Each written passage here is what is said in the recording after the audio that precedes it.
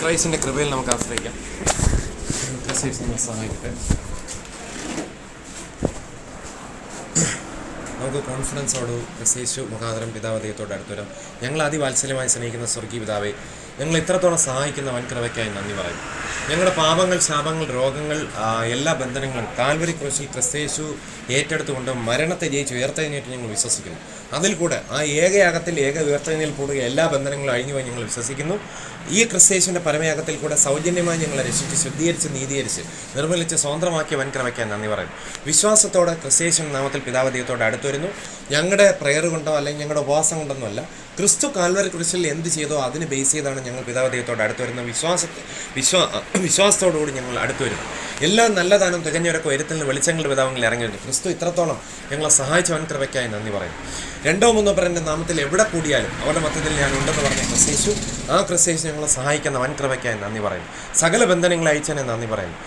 നിങ്ങളുടെ പ്രതിയോഗിയായ പിശാച് അലർന്ന സിംഹം പോലെ ആരെ വിഴുങ്ങേണ്ടി തുരന്ന് ചുറ്റി കിടക്കുന്നു. ലോകത്തിൽ നിങ്ങൾക്കുള്ള സൗരോർഗത്തിന് ആ കഷ്ടപ്പാടുകൾ തന്നെ പൂർത്തിയായി വരുമെന്ന് പറഞ്ഞു. വിശ്വാസത്തിൽ സ്ഥിരമുള്ള അവനോട് എതിർത്തേൽപ്പിൻ.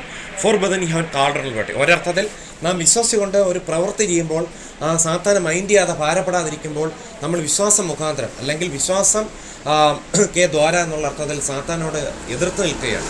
ഫോർ ബദൻ യു പോ സാത്താൻ എന്ന് പറഞ്ഞില്ലെങ്കിൽ കൂടി, അങ്ങനെ പറയുന്നതുകൊണ്ട് കുഴപ്പമില്ല, പറയാം.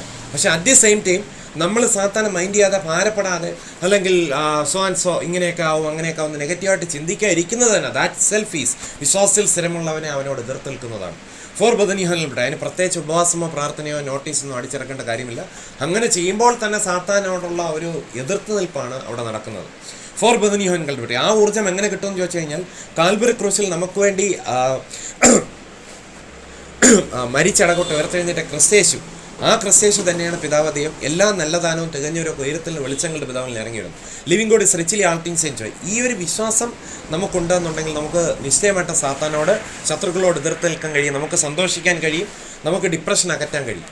ക്രിസ്തു ഇത്രത്തോളം ഞങ്ങളെ സഹായിച്ചു എന്ന് മാത്രമല്ല, സണ്ണിനോടുകൂടി സകലം നമുക്ക് സൗജന്യമായി നൽകാതിരിക്കുമോ എന്നുള്ള അർത്ഥത്തിലാണ് ദൈവത്തിൻ്റെ തിരുവചനം വായിക്കുന്നത്. സണ്ണിനോടുകൂടി പുത്രനോടുകൂടി സകലവും നമുക്ക് സൗജന്യമായി നൽകുമെന്നുള്ള അർത്ഥത്തിലാണ് ദൈവത്തിൻ്റെ വചനത്തിൽ വായിക്കുന്ന. റോമർക്കെഴുതിയ ലേഖനം 8-ാം അധ്യായത്തിൽ നമുക്ക് അപ്രകാരമാണ് വായിക്കാൻ കഴിയുന്നത്. ഈ ക്രിസ്തു നമ്മളെല്ലാവരും സ്നേഹിക്കുന്നവൻ കൂടിയാണ്. ഫോർ ബദനിഹോൻകൾ പിടി. സ്നേഹിതന്മാർക്ക് വേണ്ടി ജീവൻ നൽകുന്നതിനേക്കാൾ അധികമായ സ്നേഹം ഒന്നുമില്ല. ഫോർ ബദനിഹോൻ കാൽപട്ടി. Living God is richly all things enjoy. For pulling down strongholds ക്യാൻസിൻ്റെയോട് ഇമേജിനേഷൻ. സ്വാതന്ത്ര്യത്തിനായി ക്രിസ്തുമയെ സ്വതന്ത്രമാക്കി അകാലിൽ ഉറച്ചു നമ്മിനെ അടിമത്തിൽ കുടുങ്ങിപ്പോരുന്നു. സഹോദരന്മാരെ, സ്വാതന്ത്ര്യത്തിനെ നിങ്ങളെ വിളിച്ചിരിക്കുന്നു. ഈ സ്വാതന്ത്ര്യം ജഡത്തിന് അവസരമാക്കുക മാത്രം ചെയ്യാതെ സ്നേഹത്താൽ അന്യോന്യം സേവിപ്പിൻ. ഫോർ ബദനിഹോൻ കാൽപട്ടി. ദൈവം കൺഫ്യൂഷൻ്റെ ദൈവമല്ല but peace. Every good gift and ഒരു perfect gift is coming from father of lights. ക്രിസ്തുവിൽ വിശ്വാസമുണ്ട് നമുക്ക് ക്രിസ്തുവിൻ്റെ അടുത്തേക്ക് കടന്നു വരാം. കർത്താവെ ക്രിസ്തു അത് വിശ്വാസത്തോടെ പ്രാർത്ഥിച്ച അപേക്ഷകൾ കൃപ നികൾക്കണം. നല്ല വിധം ക്രിസ്തു എത്രത്തോളം നിങ്ങളെ സഹായിച്ച വൻ കൃപയ്ക്കാൻ നന്ദി പറയും. ക്രിസ്തു ഞങ്ങളെ രക്ഷിച്ചതിനായി നന്ദി പറയും. നമുക്ക് ക്രിസ്തുവിൻ്റെ കൃപയിൽ ആശ്രയിച്ച് പരമപിതാവിനെ സ്തുതി പാടാമെന്നുള്ള ഗാനം നമുക്ക് പാടാം. ക്രിസ്തുവിൻ്റെ കൃപയിൽ നമുക്ക് ആശ്രയിക്കും. ഇത്രത്തോളം കോൺഫിഡൻസ് നമ്മൾ നേരത്തെ പറഞ്ഞതുപോലെ എല്ലാ നല്ല ദാനവും തികഞ്ഞൊരു ഉയരത്തിൽ വെളിച്ചങ്ങളുടെ പിതാവിൽ ഇറങ്ങിയിരുന്നു. ആ പരമപിതാവിനെ നമുക്ക് ആരാധിക്കാൻ അല്ലെങ്കിൽ ആരാധിക്കാനുള്ള ഒരു കോൺഫിഡൻസ് ഉണ്ട്. Living God is richly all things enjoy. മാത്രമല്ല, war a good warfare holding faith and good conscience. എൻ്റെ സമാധാനം ഞാൻ നിങ്ങൾക്ക് തന്നിച്ചോന്നിൽ ഫോർ ബദനിഹോൻ കാർഡർ ലിബർട്ടി. ലോകം തരുന്നുള്ള ഞാൻ നിങ്ങൾക്ക് നൽകുന്നത് എന്ന് വെച്ച് കഴിഞ്ഞാൽ, ലോകത്തിൽ നമുക്ക് വേണ്ടി ക്രൂശിൽ മരിക്കാനോ ഉയർത്തെഴുന്നേൽക്കാനോ മറ്റാരുമില്ല. ആ ക്രൂശിൽ മരിച്ച് ഉയർത്തെഴുന്നേറ്റ മുഖാന്തരമാണ് നമുക്ക് എന്ത് ചെയ്യുന്നത്? സമാധാനം ലഭിക്കുന്നത്. കാരണം കൊലസ്സർക്കെഴുതിയ പുസ്തകത്തിൽ പറയുന്നു, ക്രിസ്തു ക്രൂശിൽ ചൊരിഞ്ഞ രക്തത്താലാണ് നമുക്ക് സമാധാനം എന്നുള്ള അർത്ഥത്തിൽ വായിക്കുന്നത്. ഫോർ ബദനിഹോൻ കാൽപട്ടി. അപ്പോൾ ക്രൂശിൽ ലോകത്തിൽ മറ്റാരും നമുക്ക് വേണ്ടി നിന്നിട്ടില്ല. ലോകമോ ലോകത്തുള്ള മറ്റാരും നമുക്ക് വേണ്ടി ക്രൂശിൽ മരിച്ചില്ല. ലോകം സൃഷ്ടിയാണ്, ലോകത്തുള്ള മറ്റുള്ളവർ സൃഷ്ടിയാണ്. എന്നാൽ സൃഷ്ടാവ് തന്നെ വചനം ജഡരൂപത്തിൽ വന്ന് നമുക്ക് വേണ്ടി ക്രൂശിൽ മരിച്ച് ഉയർത്തെഴുന്നേറ്റു. എന്നിട്ട് ആ ക്രിസ്തു നമുക്ക് വേണ്ടി എന്ത് ചെയ്തു? വില കൊടുത്തു, നമ്മളെ സ്വതന്ത്രമാക്കി. അതാണ് ക്രിസ്തു പറഞ്ഞെന്താണ്? ലോകം തരുന്നത് പോലല്ല ഞാൻ നിങ്ങൾക്ക് നൽകുന്നത്. എന്ന് വെച്ച് കഴിഞ്ഞാൽ, ഞാൻ എന്ത് ചെയ്യുന്നു? വില കൊടുത്താണ് നിങ്ങളെ സ്വതന്ത്രമാക്കുന്നത്, സൗജന്യമായി നിങ്ങളെ സ്വതന്ത്രമാക്കുന്നു. അല്ലെങ്കിൽ ക്രിസ്തു നമുക്ക് വേണ്ടി ക്രൂശിൽ മരിച്ച് നമ്മളെ ഫ്രീലി നമുക്ക് എല്ലാ കാര്യങ്ങളും നൽകുന്നു. ഇതുപോലൊരു മഹാമനസ്കത, ഇതുപോലൊരു മഹാദാനം, ഇതുപോലത്തെ ഒരു എക്സീഡിങ് ജോയാണ് ക്രിസ്തു. അപ്പോൾ ചെറിയ സന്തോഷം ഉണ്ടെന്നാണ് അർത്ഥം. ഇത്രയും ഒരു ദാതാവ് വേറെ ഒരിടത്തുമില്ല എന്നാണ് എൻ്റെ അർത്ഥം. അപ്പോൾ അതുകൊണ്ട് ആ ക്രിസ്തേശനിൽ നമുക്ക് ആശ്രയിക്കാം. മാത്രമല്ല ദൈവത്തിൻ്റെ വചനത്തിൽ വായിക്കുന്നു, ഭീരുത്വത്തിൻ്റെ ആത്മാവിനല്ല, ശക്തിയുടെയും സ്നേഹത്തിൻ്റെയും സുബോധത്തിൻ്റെ ആത്മാവിനത്രേ ഗോഡ് ഈസ് ഫെയ്ത്ഫുൾ ദൈവം നമുക്ക് നൽകിയത്. നാമോ പിന്നെയും ഭയപ്പെടേണ്ടതിന് ബന്ധനത്തിൻ്റെ ആത്മാവിനല്ല, അബ്ബാ പിതാവ് എന്ന് വിളിക്കുന്ന സൺഷിപ്പിൻ്റെ ആത്മാവിനത്രേ നമുക്ക് നൽകിയത്. ആ പരമപിതാവിനോട് അപേക്ഷിച്ച് കഴിഞ്ഞാൽ ക്രിസ്തേശൻ നമുക്ക് എന്ത് ചെയ്യും? എല്ലാ നല്ലതാനവും തികഞ്ഞവരൊക്കെയും ഉയരത്തിൽ വെളിച്ചങ്ങളുടെ വിധങ്ങളിൽ ഇറങ്ങി വന്നു ക്രിസ്തു നമുക്ക് നൽകുവാനിടയിൽ തരും. ഈ വിശ്വാസം നമുക്ക് മുന്നിൽ പിടിച്ചുകൊണ്ട് ഒരു ബന്ധനം അവിടെ ഇല്ല. നാം പിന്നെ അടിമത്തിൽ കൂടി വരുന്നത് പരമപിതാവിന് സ്തുതി പാടാം, അവനല്ലോ ജീവനെ നൽകിയവൻ. ചെറുതായിട്ട് കൈയടിക്കാം. സ്തുതി പാടാം, അവനല്ലോ ജീവനെ നൽകിയവൻ. പാപങ്ങളാകവെ ക്ഷമിച്ചിടുന്നു, രോഗങ്ങൾ അഖിലവും നീക്കിടുന്നു.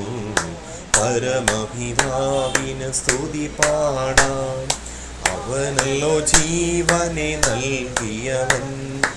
ഇടയനെ പോൽ നമ്മെ തേടി വന്നു, പാപക്കുഴിയിൽ നിന്നേറ്റിയവൻ. ഇടയനെ പോൽ നമ്മെ തേടി വന്നു, പാപക്കുഴിയിൽ നിന്നേറ്റിയവൻ. നമുക്ക് നന്ദി പറയാം. സ്വന്തമാക്കി നമ്മെ തീർത്തിടുവാൻ സ്വന്തം രക്തം നമുക്കേകിയവൻ. പരമപിതാവിന് സ്തുതി പാടാം, അവനല്ലോ ജീവനെ നൽകിയവൻ, ഏകിയവൻ. പരമപിതാവിന് സ്തുതി പാടാം, അവനല്ലോ ജീവനെ നൽകിയവൻ. ക്രിസ്തേശു നമ്മളെ എന്തുമാത്രം സഹായിക്കുന്നു അല്ലേ? ഈ ക്രിസ്തേശു നമ്മൾ എത്രമാത്രം അനുഗ്രഹിക്കുന്നു അല്ലേ? ഈ ക്രിസ്തേശു നമ്മൾ എത്രമാത്രം പരിപാലിക്കുന്നു അല്ലേ? ഈ ക്രിസ്തേശു നമുക്ക് എന്താണ്? രക്ഷയുടെ ജ്ഞാനം. രക്ഷാജ്ഞാനം എന്ന് വെച്ച് കഴിഞ്ഞാൽ അതിൻ്റെ അർത്ഥം സുബോധം. സുബോധം എന്ന് വെച്ച് കഴിഞ്ഞാൽ ആക്ച്വൽ അതിൻ്റെ മീനിങ് എന്താണെന്ന് ചോദിച്ചു കഴിഞ്ഞാൽ ആത്മരക്ഷ മാത്രമല്ല, നമുക്ക് ചുറ്റുവട്ടവും നടക്കുന്ന കാര്യങ്ങളെക്കുറിച്ചുള്ള രക്ഷ. ഫോർ എക്സാമ്പിൾ, ഞാൻ പണ്ട് എൻ്റെ അറിവ് ശരിയാണെന്നെങ്കിൽ നമ്മുടെ പ്ലാങ്കാലമൊക്കെ ആ റോഡ് വെള്ളായണിയിലോട്ട് പോകുന്ന വഴിക്ക് ശരിക്കും പറഞ്ഞു കഴിഞ്ഞാൽ ഞാൻ തിരിച്ച് പെട്രോൾ അടിച്ചിട്ട് ഇങ്ങോട്ട് വന്ന റോങ് സൈഡിൽ കൂടെ ആയിരുന്നെങ്കിലും ശരിക്കും പറഞ്ഞാൽ സാധാരണ അവിടെ ഒരു വണ്ടിയും കാണാറില്ല, റോങ് സൈഡിൽ കൂടെയാണ് വന്നത്. പക്ഷേ ഇതുവരെയും കർത്താവ് പ്രൊട്ടക്ട് ചെയ്തു. അപ്പോൾ ആ ഒരു കോൺഫിഡൻസിൽ വന്നു. ഇതുവരെയും അങ്ങനെ ഒരു അനർത്ഥം സംഭവിച്ചിട്ടില്ല. അപ്പോൾ ഞാൻ വിചാരിച്ചു അവിടെ തിരക്ക് കാണത്തില്ലല്ലോ, അഥവാ ഉണ്ടെങ്കിലും നമുക്ക് മറ്റവർ പോയിട്ട് കുറച്ച് നേരം അവിടെ വെയിറ്റ് ചെയ്തിട്ട് അങ്ങനെ വരാമല്ലോ, എന്തായാലും പേടിക്കണ്ട എന്നുള്ളതുപോലെ പണ്ടൊക്കെ വന്നതുപോലെ അങ്ങ് വരാമെന്ന് വിചാരിച്ചു. ആ സമയത്ത് കുറച്ച് ഞാൻ റൈറ്റ് സൈഡിൽ കൂടെയാണ് വന്നത്. അപ്പോൾ ക്രിസ്തു നമ്മൾ എന്തുമാത്രം സ്നേഹിക്കുന്നു എന്നുള്ളത് നമ്മൾ മനസ്സിലാക്കും. അപ്പോൾ പെട്ടെന്ന് ഞാൻ ഇപ്പുറത്തൂടെ കയറി വന്നപ്പോഴത്തേക്കും എൻഫീൽഡ് ബുള്ളറ്റിൽ 2 യുവാക്കൾ അവിടെ ആയിരുന്നു. അവർ ഡിക്ഷണറി കൊള്ളാത്ത കുറച്ച് പദങ്ങൾ. അപ്പോൾ നമ്മൾ എന്ത് ചെയ്യുന്നു? അപ്പോൾ അവിടെ നമ്മൾ ചെയ്യേണ്ടതെന്ന് വെച്ച് കഴിഞ്ഞാൽ നമ്മൾ ചുറ്റും നോക്കണം, പരിസരം, സുബോധം, നമ്മുടെ പക്കൽ എത്ര സ്ട്രെങ്ത് ഉണ്ടെന്ന് നോക്കണം. ഈ രക്ഷ എന്ന് പറഞ്ഞാൽ കേവലം നമുക്ക് ആത്മരക്ഷ മാത്രമല്ല, നമ്മുടെ ശരീരരക്ഷ, നമ്മുടെ ദേശത്തിലെ രക്ഷ. ഇപ്പോൾ പിണറായി വിജയൻ്റെ കയ്യിൽ നിന്ന് എങ്ങനെ യേശുവെ രക്ഷിക്കണം, ഈ ദേശത്തിന് ഒരു സാമ്പത്തിക അരക്ഷിതാവസ്ഥയിൽ നിന്നൊരു മോചനം കൊടുക്കണം എന്ന് പറയുന്നതും എന്താണ്? ഒരു രക്ഷയാണ്. അതൊരു രക്ഷയാണ്. ഫോർ എക്സാമ്പിൾ എന്താണ്? ദേശത്തെ ക്ഷാമം. അപ്പോൾ നമ്മൾ പറയണം ഈ ദേശത്തെ ഒന്ന് ക്ഷാമത്തിൽ നിന്ന് രക്ഷിക്കാൻ എങ്ങനെ കഴിയും? അപ്പോൾ ഒന്ന്, നമുക്ക് എന്ത് ചെയ്യാം? ക്രിസ്തേശു കഴിഞ്ഞാൽ അപ്പത്തുള്ളൂ. 2, നമുക്ക് ടെക്നിക്കലായിട്ട് എങ്ങനെ സപ്പോർട്ട് ചെയ്യാം, നമ്മൾ വിശ്വസിക്കുന്ന ഫെയ്ത്തിനെ എങ്ങനെ പ്രാവർത്തിക തലത്തിലേക്ക് കൊണ്ടുവരാം, അല്ലെങ്കിൽ ഒരാൾക്കൊരു കത്തൈഡി എങ്ങനെ ബോധിപ്പിക്കാം എന്ന്. ഇപ്പം എൻ്റെ മദർ ഉൾപ്പെടെയുള്ള ആരുടെയും പെൻഷനൊന്നും കട്ട് ചെയ്യാനും പാടില്ല, ആരെയും. ഇപ്പോൾ ക്രിസ്തുവിനെ പറഞ്ഞില്ലേ, ഞാനിപ്പോൾ അത് പിഴുതു കഴിഞ്ഞാൽ എന്ത് ചെയ്യും? ഇതിനെ മാത്രമല്ല ബാധിക്കുന്നത്, അത് കോതമ്പിനെയും കൂടെ ബാധിക്കും. അതുകൊണ്ട് ഇപ്പം ചെയ്യേണ്ട, 2 കൊയ്ത്തോളം വളരട്ടെ. കാരണം ഇപ്പം ഞാനത് കളയും, ഇതിനെ കൂടെ പ്ലക്ക് ചെയ്ത് കഴിഞ്ഞാൽ എന്തിനും കൂടെ ബാധിക്കും? അത് ഈ കോതമ്പിനെയും കൂടെ ബാധിക്കും. കോതമ്പിനെയും ബാധിക്കും, കളയും ബാധിക്കും, മൊത്തം ബാധിക്കും. അതുകൊണ്ട് യു വെയിറ്റ്. കാരണം ഞാൻ ഇപ്പം അപ്പോൾ കർത്താവും ചിന്തിക്കുന്നത് എന്താണ്? കർത്താവിൻ്റെ ചിന്ത നമ്മുടെ ചിന്തയെക്കാളും വലിയാണ്. എങ്കിലും ഞാൻ എൻ്റെ ഒരു ആസ്പെക്റ്റിൽ നോക്കുമ്പോൾ ഇപ്പം ചില കാര്യങ്ങൾ ചെയ്താൽ അതുലിനെ ബാധിക്കും, അഭിലാഷിനെ ബാധിക്കും, അത് രമണിയെ ബാധിക്കും, അതെന്ത് ചെയ്യും? ബ്ലസ്സിനെയും ബാധിക്കും. അതുകൊണ്ട് ഇപ്പം വേണ്ട, നോ, ഇപ്പം വേണ്ട. നമുക്ക് എല്ലാ കാര്യങ്ങളും പ്രൊവൈഡ് ചെയ്യുക. കുടിവെള്ളം ഒന്നും കൊടുക്കാതിരിക്കേണ്ട, അവർക്ക് രോഗം വരുത്തേണ്ട ഒന്നും, അവർക്ക് ആ ഏരിയ തൊട്ട് പോലും പോകരുത്. മനസ്സിലാകുന്നുണ്ടോ? അവർക്ക് എല്ലാ കാര്യങ്ങളും പ്രൊവൈഡ് ചെയ്യുക. ഒരു ടൈം പറയാം, അവർ പോട്ടെ, അവരെ അവരുടെ തലമുറ ഒന്നും ചെയ്യേണ്ട.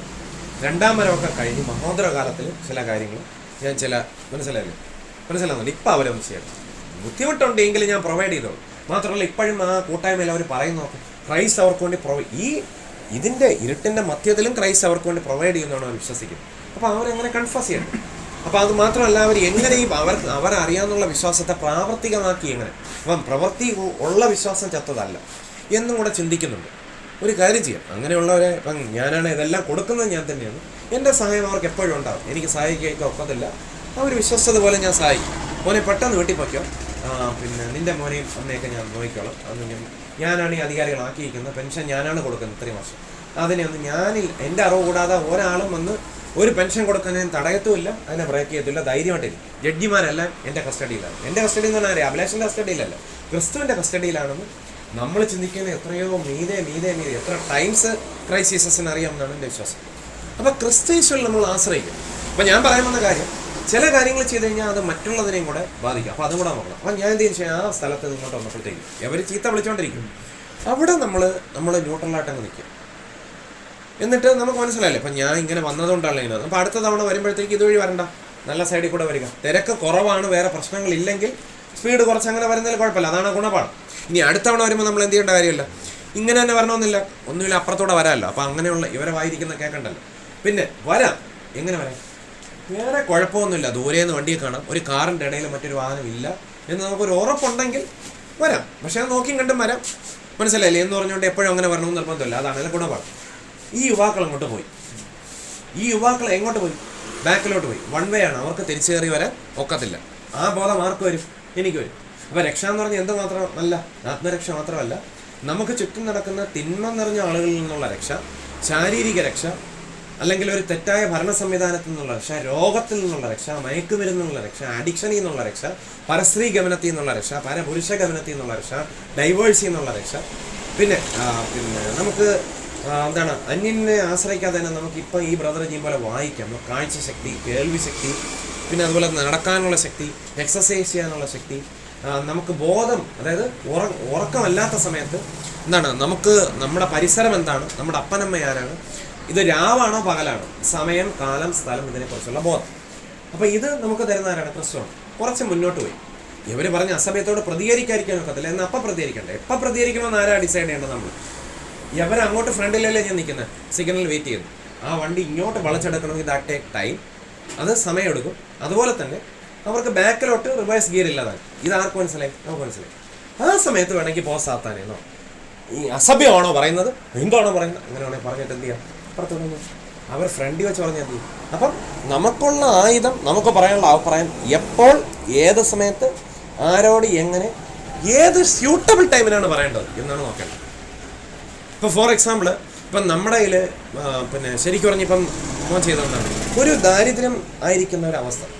ഇപ്പം ഒരു കടകളിലാണെങ്കിൽ ഒരു കസ്റ്റമർ വരട്ടെ എന്ന് പറഞ്ഞിരിക്കും, ആ സമയത്താണ് എന്ത് ചെയ്യേണ്ടത്, ഇപ്പം മോനെ പോലുള്ളവർ വന്ന് എന്ത് ചെയ്യേണ്ടത്, അതിൻ്റെ ഒരു കാര്യം ഞാൻ ഒരു 5 ബിസ്ക്കറ്റ് ഞാൻ, അപ്പം 1-ന് 10 വെച്ചാണെങ്കിൽ ഞാൻ കണ്ടില്ല എത്രയാണ്, 50 രൂപ കിട്ടി. സീറോയേക്കാളും എത്രയും വലുതല്ലേ 50 രൂപ. അപ്പോൾ ഒരാൾ കഷ്ടത്തിൽ കിടക്കുമ്പോഴാണ് അയാൾ എന്ത് ചെയ്യേണ്ടത്, സഹായിക്കേണ്ടത്. അല്ല ലുലു മാളിൽ അയാൾക്ക് കോടികളുണ്ട്, അവിടെ പോയല്ല എന്ത് ചെയ്യേണ്ടത്, അങ്ങനെയൊക്കെ 50 കൊടുത്താലും 100 കൊടുത്താലും അങ്ങനെ അറിയത്തില്ല. നേരെ കുറച്ച് പാവപ്പെട്ട കച്ചവടക്കാർക്ക് എന്ത് ചെയ്യും, അതൊരു വലിയ കൈത്താങ്ങാണ്, എണ്ണം കുഞ്ഞും തന്നാലേ. അപ്പം അതും രക്ഷയുടെ ഭാഗമാണ്. നമ്മുടെ ചുറ്റും നടക്കുന്ന സമൂഹത്തിൽ നിന്നും ദാരിദ്ര്യത്തെ നമ്മൾ വലിച്ചു കയറ്റുന്ന രക്ഷയുടെ ഭാഗം. അതുപോലെ എന്താണ്, നമുക്ക് ചുറ്റുമുള്ള ഒരു സഹോദരൻ രോഗത്തിൽ കിടക്കുമ്പോഴത്തേക്കും, ഇപ്പം ആൻറ്റിക്ക് രോഗമില്ലാതിരിക്കുമ്പോഴാണ് എനിക്ക് എന്താണ് സന്തോഷം ഉണ്ടാകും, രോഗത്തിരിക്കുമ്പോഴത്തേക്കും നമുക്ക് അതുപോലെ സന്തോഷിക്കാൻ ഒക്കത്തില്ല. സ്വാഭാവികമായിട്ടും നമ്മുടെ മനസ്സിലെന്ത് ചെയ്യും, കേട്ടോ നമ്മുടെ കൂടെയുള്ളൊരു വ്യക്തിക്ക് എന്തോ ഒരു പ്രശ്നമുണ്ട്, നമ്മൾ ഉറങ്ങാൻ കിടന്നാലും അടുത്ത ആഴ്ച മാറുമായിരിക്കും അല്ലേ. അപ്പോൾ ഫോൺ നമ്പർ ഉണ്ട്, എന്ത് ചെയ്യും, ആൻറ്റി എങ്ങനെയുണ്ട് ഇപ്പം, മോനെ ഇടയിൽ ഞാൻ രമണിയാണ്, കുഴപ്പമില്ല മോനെ, ഇപ്പം എൻ്റെ കൈയൊക്കെ ഫ്രീ ആയി. അന്ന് കേൾക്കുമ്പോൾ ഒരു ആശ്വാസമാണ്. മാത്രമല്ല നമ്മുടെ കുടുംബത്തിൽ ആരും മിസ്സായിട്ടുമില്ല, പ്ലസൻ്റ് ചേട്ടന് സുഖമായിട്ടിരിക്കുന്നുണ്ട്. ആ പയ്യനും ഓട്ടോയ്ക്കൊക്കെ ഒരു ദിവസം ഒരു 8 ഓട്ടോ എങ്കിലും കിട്ടുന്നുണ്ട്. അവൻ്റെ കാര്യം പരാശ്രയം കൂടാതെ കട ഇതും കൂടെ ആയിട്ട് അവനും പോകുന്നു. അത് കേൾക്കുമ്പോൾ ഒരു സന്തോഷം. അതിൻ്റെ രക്ഷയാണ്. അല്ല, രക്ഷ എന്ന് വെച്ച് കഴിഞ്ഞാൽ സ്വർഗ്ഗരാജ്യം മാത്രമല്ല, നമ്മൾ ഒരിക്കലും ധരിക്കാം, നമുക്കത് പഠിക്കാം. എൻ്റെ മൂലഭാഷയെല്ലാം കൂടെ രക്ഷ എന്ന് പറഞ്ഞാൽ ആരോഗ്യം, രക്ഷ എന്ന് പറഞ്ഞു കഴിഞ്ഞാൽ കുടുംബത്തിലെ വ്യക്തികളുടെ എന്താണ് സെക്യൂരിറ്റി, അവർ ലവ് ജിഹാദിന് പോകാതിരിക്കുന്ന അവസ്ഥ. പിന്നെ അപ്പന്മാരും മക്കളും തമ്മിൽ കശപേശയുണ്ട്, അത് അവരെ മിത്രത്തോളം നമ്മൾ ഇടപെടേണ്ട, അത് അവരുടെ ആഭ്യന്തര കാര്യം. എങ്കിൽ പോലും എന്ത് ചെയ്യുന്നു, അവർ തമ്മിലൊരു നല്ല റിലേഷനാണ്. അപ്പോൾ അതുപോലെ തന്നെ തങ്കച്ചൻ പാസിനെ വിട്ട് ഒരു മാക്സിമം ഒരു ദിവസം, അത് കഴിയുമ്പം ഫോൺ കാൾ അങ്ങോട്ടും ഇങ്ങോട്ടും വരും. എനിക്കും എൻ്റെ മദറിനോട് അങ്ങനെയാണ്. എന്നാൽ ആഭ്യന്തരമുണ്ട്. എൻ്റെ വീട്ടിൽ മദർ പറയും, എടാ ഇപ്പം എത്ര പ്രാവശ്യം പറഞ്ഞിട്ടുണ്ട് 8 മണിക്ക് ശേഷം. ഞാൻ പറഞ്ഞമ്മ എനിക്ക് 8 മണിക്ക് ശേഷം കുളിച്ചാലേ എൻ്റെ വയറ് ടോയ്ലറ്റിൽ പോകാൻ ഫ്രീ ആവും. മാത്രമല്ല ആ സമയത്ത് കുളിക്കുമ്പോഴാണ് ചൂട് കുറഞ്ഞിരിക്കുന്നത്. അത് നിൻ്റെ ഇഷ്ടം പോലെ ചെയ്യാം. അത് അവരുടെ വ്യക്തിപരമായ കാര്യങ്ങളും അതിനകത്തുള്ള ആഭ്യന്തരപരമായ കാര്യങ്ങളും. അപ്പോൾ രക്ഷ എന്ന് വെച്ച് കഴിഞ്ഞാൽ നമ്മൾ എന്താണ് ആൻറ്റി മനസ്സിലാക്കേണ്ടത്, കേവലം ആത്മരക്ഷ മാത്രമല്ല, അതായത് സ്വർഗ്ഗരാജ്യത്ത് ദൂതന്മാർ വരുന്നു കൊണ്ടുവന്നു, അത് മാത്രമല്ല നമ്മൾ ഭൂമിയിലായിരിക്കുമ്പോഴും ഈ റിയൽ ലൈഫ് സിറ്റുവേഷനിലും ഇപ്പോൾ ഈ ലോകത്ത് പ്രസന്റ് ടെൻസിൽ എന്തൊക്കെയാണ് നടന്നുകൊണ്ടിരിക്കുന്നത്, അതിൽ നിന്ന് നമുക്കെങ്ങനെ രക്ഷ നേടാം. ഇങ്ങനെ ഒരു സിറ്റുവേഷൻ വന്നു കഴിഞ്ഞാൽ എങ്ങനെ നമുക്ക് പ്രതികരിക്കാം? ആ വ്യക്തി പറഞ്ഞത് തിന്മയാണ്, പക്ഷെ അതിന് പ്രതികരിക്കണം. എപ്പോഴാണ് പ്രതികരിക്കേണ്ടത്?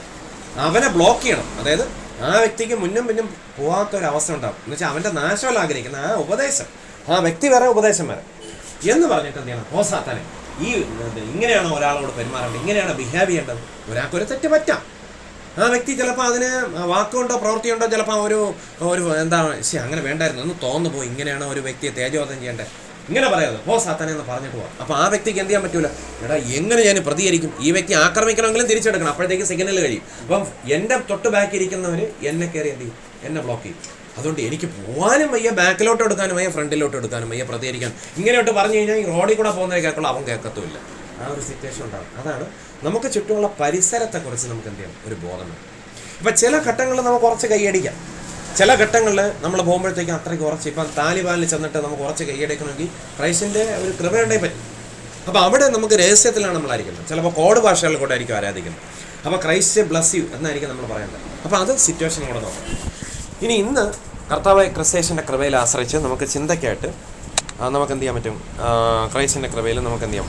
ബൈബിളിൽ കൂടെ നമുക്ക് ചിന്തിക്കാം. അത് ആൻറ്റിയും പറ്റുവാണെങ്കിൽ അകത്തോടൊന്ന് കയറി വരിക എന്ന് പറഞ്ഞ് കസ്റ്റമേഴ്സിനെ മാനിക്കേണ്ടത് ഞാൻ പറയുന്നില്ല. ഇന്നത്തെ ചിന്തയ്ക്കായിട്ട് നമ്മൾ എന്ത് ചെയ്യുന്നു? ഇപ്പം ആരംഭത്തിൽ നമ്മൾ വായിക്കാൻ പോകുന്നത് എന്താണ്? സങ്കീർത്തനം 46-ാം സങ്കീർത്തനം നമ്മൾ വായിക്കുന്നു. നമുക്ക് ചുറ്റോട്ടുള്ള കാര്യങ്ങളെക്കുറിച്ച് നമുക്കൊരു ബോധം ഉണ്ടായിരിക്കണം. ഇപ്പം തൽക്കാലം ഞാൻ മലയാളത്തിൽ മാത്രം വായിക്കുകയാണ്, പക്ഷെ അതിൻ്റെ ഹിന്ദിയും ഇംഗ്ലീഷും ഉണ്ട്. മനസ്സിലാവുന്നുണ്ടോ?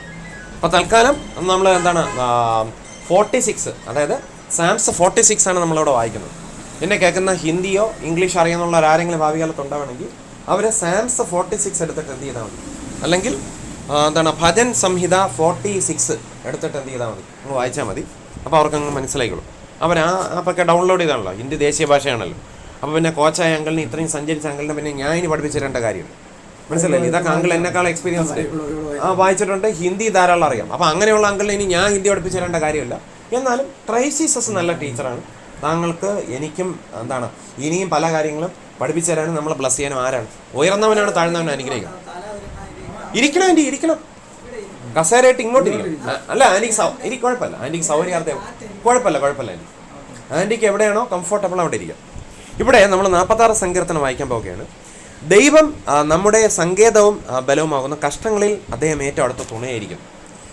2-ാം വാക്യം വായിക്കാനുള്ള. അതുകൊണ്ട് ഭൂമി മാറിപ്പോയാലും പർവ്വതങ്ങൾ കുലുങ്ങി സമുദ്രമധ്യേ വീണാലും.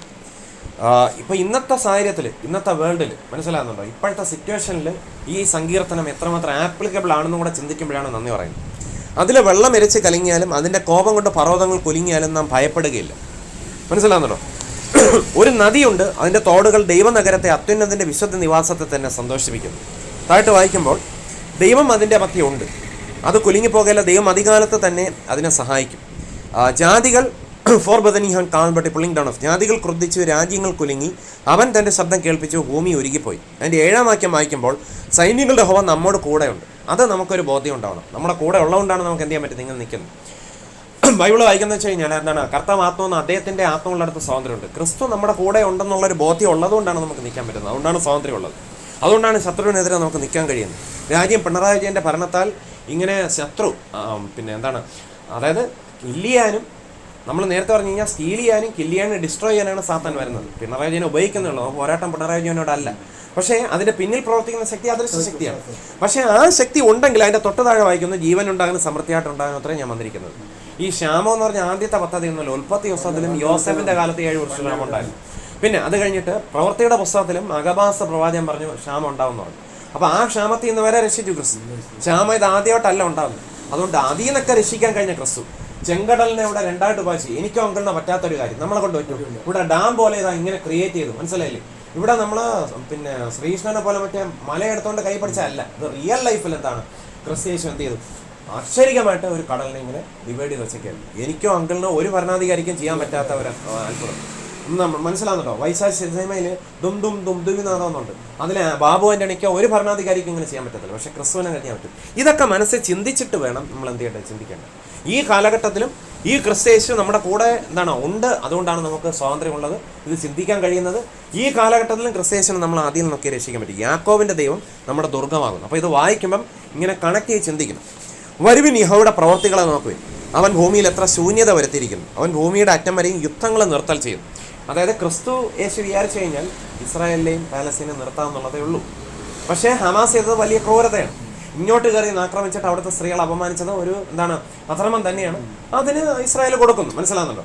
അപ്പോൾ ഹമാസിനോട് നമുക്ക് ഇപ്പോഴും എൻമൈറ്റി തന്നെയാണ്, ആ വ്യക്തികളോടല്ല, ആ പ്രവൃത്തിയോട്. അവൻ ഇനി 2 വാക്യം കൂടെ, 2. അവൻ മില്ലൊടിച്ച് കുന്തമുറച്ച് രഥങ്ങളെ തീയിലിട്ട് ചുട്ടുകളയും. മിണ്ടാതിരുന്ന് ഞാൻ ദൈവം അറിഞ്ഞോളൂ. മിണ്ടാതിരുന്ന് വെച്ച് കഴിഞ്ഞാൽ വായിൽ പ്ലാസ്റ്റർ ഒട്ടിച്ചോണ്ട് ഫെബിക്കോള് ഒട്ടിച്ചോണ്ട് മിണ്ടായിരിക്കണമെന്നല്ല. ഇവിടെ സ്കില്ലെന്ന് വെച്ച് കഴിഞ്ഞാൽ സമാധാനമായിട്ടിരിക്കുക എന്ന് വെച്ച് കഴിഞ്ഞാൽ ആരെടുത്തും ഇതിനെത്ര രൂപ, ഇതിന് 10 രൂപ, മിണ്ടാതിരുന്നു മിണ്ടിക്കൂടാ, അങ്ങനെയല്ല കർത്താവ് പറഞ്ഞു. ഇപ്പം മിണ്ടാതിരുന്ന് വെച്ച് കഴിഞ്ഞാൽ അവൻ സ്വസ്ഥതയുള്ള വെള്ളത്തിൻ്റെ അരികത്തേക്ക് നടക്കുന്നത്. സ്റ്റിൽ മൈൻഡ് പീസായിട്ടിരിക്കാൻ നടക്കും എന്ന് വെച്ച് കഴിഞ്ഞാൽ ഇതൊന്നും എന്നെ ബാധിക്കത്തില്ല എന്നുള്ള രീതി പെരുമാറുക. ബി സ്റ്റിൽ, അതായത് മിണ്ടാതിരുന്ന് ഞാൻ ദൈവം എന്ന് അറിഞ്ഞോളൂ. ഞാൻ ജാതികളുടെ ഇടയിൽ ഉന്നതനാകും, ഞാൻ ഭൂമിയിൽ ഉന്നതനാകും. സൈന്യങ്ങളുടെ യഹോവ നമ്മോട് കൂടെയുണ്ട്, യാക്കോബിൻ്റെ ദൈവം നമ്മുടെ ദുർഗമാകും. അപ്പോൾ അതാണ് 11-ാം വാക്യം. ഈ വാക്യങ്ങൾ നമുക്ക് വായിക്കാൻ തക്കണം ഇടയിൽ തരുന്നു. അപ്പോൾ അതുൽമോൻ പോകുന്നതിന് മുമ്പ് അദ്ദേഹം എന്ത് ചെയ്യും, നമ്മളെ പ്രാർത്ഥിച്ച് നമ്മളെ ഹെൽപ്പ് ചെയ്യും. അത് കഴിഞ്ഞിട്ട് നമുക്ക് പറ്റുവാണെങ്കിൽ വെളിപ്പാട് പുസ്തകവും രക്ഷ എന്ന് പറഞ്ഞാൽ എന്താണ്, അത് കുറേശ്ശെ നമുക്ക് പഠിക്കാം. ഏകദൈവം എന്നുള്ള കാര്യമാണല്ലോ നമ്മൾ കഴിഞ്ഞ ആഴ്ച ഇല്ലായിരുന്നു. അതിൻ്റെ അടുത്ത ഭാഗം കൂടെ പറഞ്ഞിട്ട് ആശീർവാദം പറഞ്ഞിട്ട് നമുക്ക് എന്ത് ചെയ്യാം, പിരിയാം. യൂതരുടെ ലേഖനം വായിച്ചിട്ട് നമുക്ക് പിരിയും. അങ്ങനെ കുറേശ്ശെ പഠിക്കാം. എല്ലാം കൂടെ ഒരു ദിവസം പഠിക്കണമെന്ന് ഞാൻ പറയുന്നില്ല, കുറച്ച് സമയമേ ഉള്ളൂ. ആ ഉള്ള സമയം കൊണ്ട് ഒരു പാട്ട്, അല്ലെങ്കിൽ ആ പാട്ടിൻ്റെ കുറച്ചൊരു അംശം, അതിൻ്റെ കൂടെ സങ്കീർത്തന കാര്യങ്ങളുണ്ടെങ്കിൽ അതിൻ്റെ ചിന്തകൾ, സങ്കീർത്തനമോ സാരസ്യവാക്യമോ എന്തെങ്കിലും, അല്ലെങ്കിൽ യെശയ്യാ പ്രവാചകന്റെ പുസ്തകമോ പുതിയ നിയമത്തിലെ ലേഖനങ്ങളോ, അക്കൂട്ടത്തിൽ പറ്റുവാണെങ്കിൽ വെളിപ്പാട് പുസ്തകം. പിന്നെ അതുകൂടാതെ തന്നെ രക്ഷ എന്ന് പറഞ്ഞാൽ എന്താണ്, ഏകദൈവം എന്ന് പറഞ്ഞാൽ എന്താണ്, അങ്ങനെയുള്ള ഒരു കാര്യങ്ങൾ കണക്കിയിട്ട് ആശീർവാദം പറഞ്ഞിട്ട്, പിന്നെ ഈ ആഴ്ചയിൽ ക്രിസ്തേശ നമുക്ക് എന്തെങ്കിലും ഉപകാരം ചെയ്തിട്ടുണ്ടെങ്കിൽ രമണി ആൻറ്റിക്കോ ബ്ലസൻ ചേട്ടനോ സാക്ഷി പറയാനുള്ള അവസരങ്ങളുണ്ട്. അങ്ങനെ ചുരുക്ക സമയം കൊണ്ട് ഒരു കമ്മ്യൂണിക്കേഷൻ എല്ലായിടത്തും ഒരു കൂടി വരുന്നു. അത് കഴിഞ്ഞിട്ട് ആശീർവാദം പറഞ്ഞിട്ട് നമുക്ക് എന്ത് ചെയ്യാൻ പറ്റും, പിരിയാൻ പറ്റും. അപ്പോൾ ആ ആഴ്ചയിൽ നമുക്കും ഒരു സന്തോഷമായിരിക്കും. അപ്പോൾ ഒരു കമ്മ്യൂണിക്കേഷൻ വരും എല്ലാ മേഖലയിലും. അതായത് ജനറലായിട്ടും ക്രിസ്തേശ നമ്മളെ പ്ലസ് ചെയ്യും, സ്പെസിഫിക് ആയിട്ടും ക്രിസ്തേശ നമ്മളെ പ്ലസ് ചെയ്യും. നമുക്ക് സ്വാതന്ത്ര്യം ഉണ്ടെന്ന് വിശ്വസിക്കാം. അപ്പോൾ അതുൽമോൻ എന്ത് ചെയ്യുന്നു, സ്വതന്ത്രമായിട്ട് ഫ്രീലി നമ്മളെ പ്രാർത്ഥിച്ച് നമ്മളെ ഹെൽപ്പ് ചെയ്യും, വിത്തൗട്ട് എനി ബോണ്ട്. പുള്ളിങ്ങാണ് ഫ്രീലി. എന്നുള്ള ചെയ്യുന്നു. കഴിഞ്ഞ ആഴ്ച അതേപോലെ ഞങ്ങൾക്കൂടെ കടന്നു വരുവാൻ പറ്റും. ഇടയാക്കി ചെയ്യുന്നു. പിന്നെ മാതാവിനെയും ചെയ്യുന്നു. നമ്മളിവിടെ കാണുവാൻ ഈ ഭാഗത്തായിരിക്കുന്ന ബസ്സിൻ സാറിനെ കാണുവാൻ തക്കവണ്ണം ചെയ്യുന്നു. അവിടെ പരിചയപ്പെടുവാനും അറിയപ്പെടുവാൻ തക്കവണ്ണം ഇടയാക്കിയത് അനുഗ്രഹിക്കുമാറാകട്ടെ. അത് കച്ചവടങ്ങളുടെ ഈ നിലയിൽ നിന്ന് നമുക്ക് കുറച്ചുകൂടെ ബെറ്ററായിട്ട് കച്ചവടങ്ങൾ വരുവാൻ തക്കവണ്ണം ഇടയാക്കുമാറാണ് പ്രാർത്ഥിക്കുന്നു. അപ്പോൾ സന്തോഷത്തോടെ സമാധാനത്തോടെ ആയിരിക്കും ഇടയാക്കുമാറാകണം.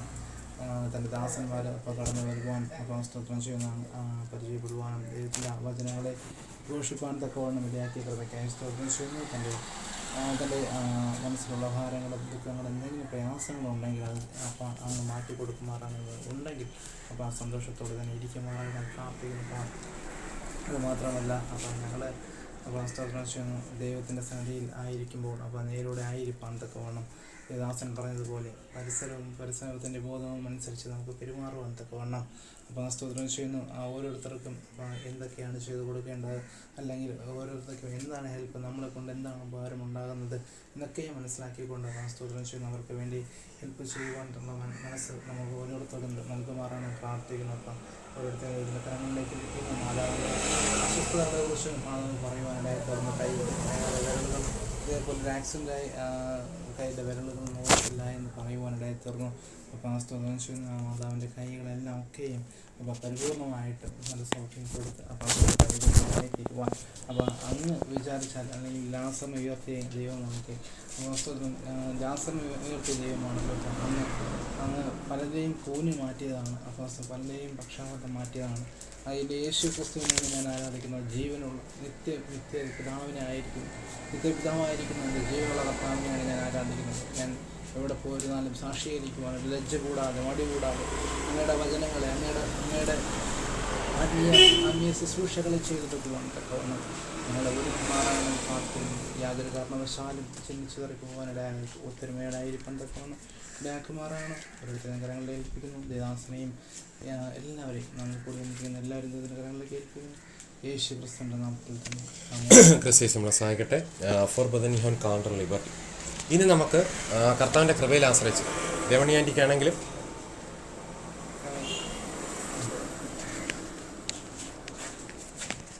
ആൻറ്റിക്കാണെങ്കിലും അങ്കിളിനാണെങ്കിലും അല്ലെങ്കിൽ ചേട്ടനാണെങ്കിലും ഈ ആഴ്ച എന്തെങ്കിലും ഉപകാരങ്ങൾ ചെയ്തിട്ടുണ്ടെങ്കിൽ ചുരുക്കം ചില വാക്കുകളിൽ പ്രസ്താവിക്കും. നമുക്ക് പെട്ടെന്ന് പിരിയേണ്ടതുണ്ട്. പറയാം. കാലും കയ്യൊക്കെ വയ്യായിരുന്നു, ആശുപത്രി പോയി. ഇപ്പം 2 ദിവസം കൊണ്ട് ഓയിൽമെൻ്റ് ഇരുന്ന് ശകലം ഒരു ഗുളിക കഴിക്കുമ്പോൾ ഒരു തലക്കറക്കം ഉണ്ട്. അറിയാൻ പ്രാർത്ഥനയിൽ നമുക്ക് ഓർക്കാം. എന്തായാലും ക്രിസ്തേശു ഇത്രത്തോളം സഹായിച്ചു. നമ്മൾ ജീവനോട് ഇരിക്കുന്നത് തന്നെ എന്താണ് കൃപയാണ് അല്ലേ? ഞാൻ പറഞ്ഞില്ലേ 40 കൊല്ലത്തേക്ക് മുമ്പ് ലോകത്തൊന്ന് പോവേണ്ടതാണ്. ഒരർത്ഥത്തിൽ പറഞ്ഞു കഴിഞ്ഞാൽ ചില ആളുകൾ ഉറക്കത്തിൽ കിടക്കുന്നു, അപ്പോൾ എഴുന്നേക്കണം. എൻ്റെ അനുഭവത്തിലുണ്ട്. അപ്പോൾ ക്രിസ്തു അതിൽ നിന്നൊക്കെ നമ്മളെ രക്ഷിച്ചു എന്ന് ഒറ്റ വാക്കി നമുക്ക് എന്ത് ചെയ്യാൻ പറയാം. താങ്കൾക്കും എന്തെങ്കിലും ഈ ആഴ്ചയിൽ ക്രിസ്തു ചെയ്ത ഉപകാരങ്ങൾ ചുരുക്കം ചില വാക്യങ്ങൾ പറയാം. സാമ്പത്തികമായി പ്രയാസങ്ങളുണ്ടായി. ഇപ്പോൾ ഫ്രിഡ്ജ് എടുക്കണമെന്ന് ആഗ്രഹിക്കുന്നു, പക്ഷേ അത് നടക്കാൻ പറ്റുന്നില്ല. എന്താണെന്നുള്ള അത് വിഷയങ്ങൾ പ്രാർത്ഥിച്ചുകൊണ്ടിരിക്കുന്നു. അതുകൊണ്ടാണ് അത് കിട്ടിയാൽ വലിയ ഉപകാരമായി. എന്തായാലും ക്രിസ്തേശൻ്റെ കൃപയിൽ ആശ്രയിച്ച് നമുക്ക് ഈ കേൾക്കപ്പെട്ട കാര്യങ്ങളെ ഓർത്തുകൊണ്ട് നമുക്ക് ക്രിസ്തേശൻ്റെ കൃപയിൽ ആശ്രയിക്കാം, പ്രാർത്ഥിക്കാം. നല്ല ദൈവമേ, സ്വർഗ്ഗപിതാവേ, ഈ ചേട്ടനെയും ചേച്ചിയും ക്രിസ്തേശൻ്റെ കരങ്ങളിലേക്ക് ഫലമേൽപ്പിച്ച് പ്രാർത്ഥിക്കുന്നു. ഇത്രത്തോളം സഹായിച്ച് വൻ കൃപയ്ക്ക് നന്ദി പറയുന്നു. സ്വാതന്ത്ര്യത്തിനെ ക്രിസ്തുവുമായി സ്വതന്ത്രമാക്കി അകലിൽ ഉറച്ചുപിൻ നമ്മെ അടിമത്തിൽ കുടുങ്ങി പോരുത്. ബൈബിൾ ഇപ്രകാരം വായിക്കുന്നു: ദൈവം കൺഫ്യൂഷൻ്റെ ദൈവമല്ല വട്ടപ്പി, സ്വർഗത്തെ ഭൂമി പറ്റി അങ്ങനെ ചൊല്ലി സത്യം ചെയ്യരുത്.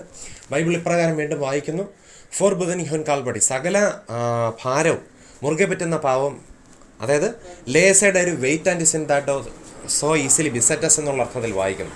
ക്രിസ്തേശു നമ്മുടെ അധ്വാനിക്കുന്നവരും ഭാരം ചുമതലയുള്ളവരും എല്ലാവരും എൻ്റെ അടുക്കൽ വരുവിൻ, ഞാൻ നിങ്ങളെ ആശ്വസിപ്പിക്കും. ഞാൻ സൗമ്യതയും താഴ്മയുള്ളവനാകൽ എൻ്റെ മുഖം ഏറ്റവും എന്നോട് പഠിപ്പിന്, എന്നാൽ നിങ്ങളുടെ ആത്മാക്കൾക്ക് ആശ്വാസം കണ്ടെത്തും.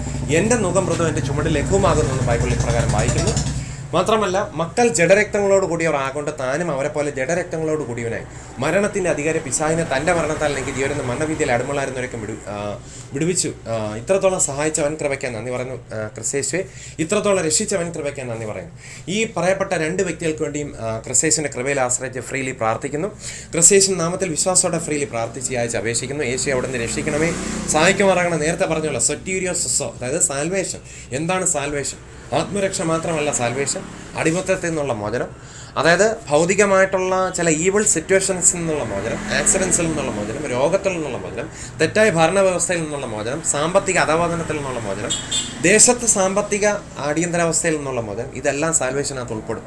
ക്ഷാമത്തിൽ നിന്നുള്ള മോചനം, അതിനൊക്കെ എക്സാമ്പിളായിട്ട് ഉൽപ്പത്തി പുസ്തകത്തിലും അതുപോലെ തന്നെ പുതിയ നിയമത്തിലൊക്കെ വായിച്ചാൽ മനസ്സിലാക്കാൻ കഴിയും. ഫോർ ബദൻ ഹോൻ കാൾഡർ ലിബർട്ടി, ഇത്രത്തോളം നമ്മളെ വിളിച്ച ദൈവം. സഹോദരന്മാരെ, സ്വാതന്ത്ര്യത്തിന് നിങ്ങളെ വിളിച്ചിരിക്കുന്നു. ക്രിസ്തേശൻ്റെ കൃപയിൽ ഞങ്ങൾ ആശ്രയിക്കുന്നു. പിതാവേ, യേശുവെ ഞങ്ങളെ സഹായിക്കുമാറാകണമേ, യേശുവെ ഞങ്ങളെ രക്ഷിക്കുമാറാകണമേ.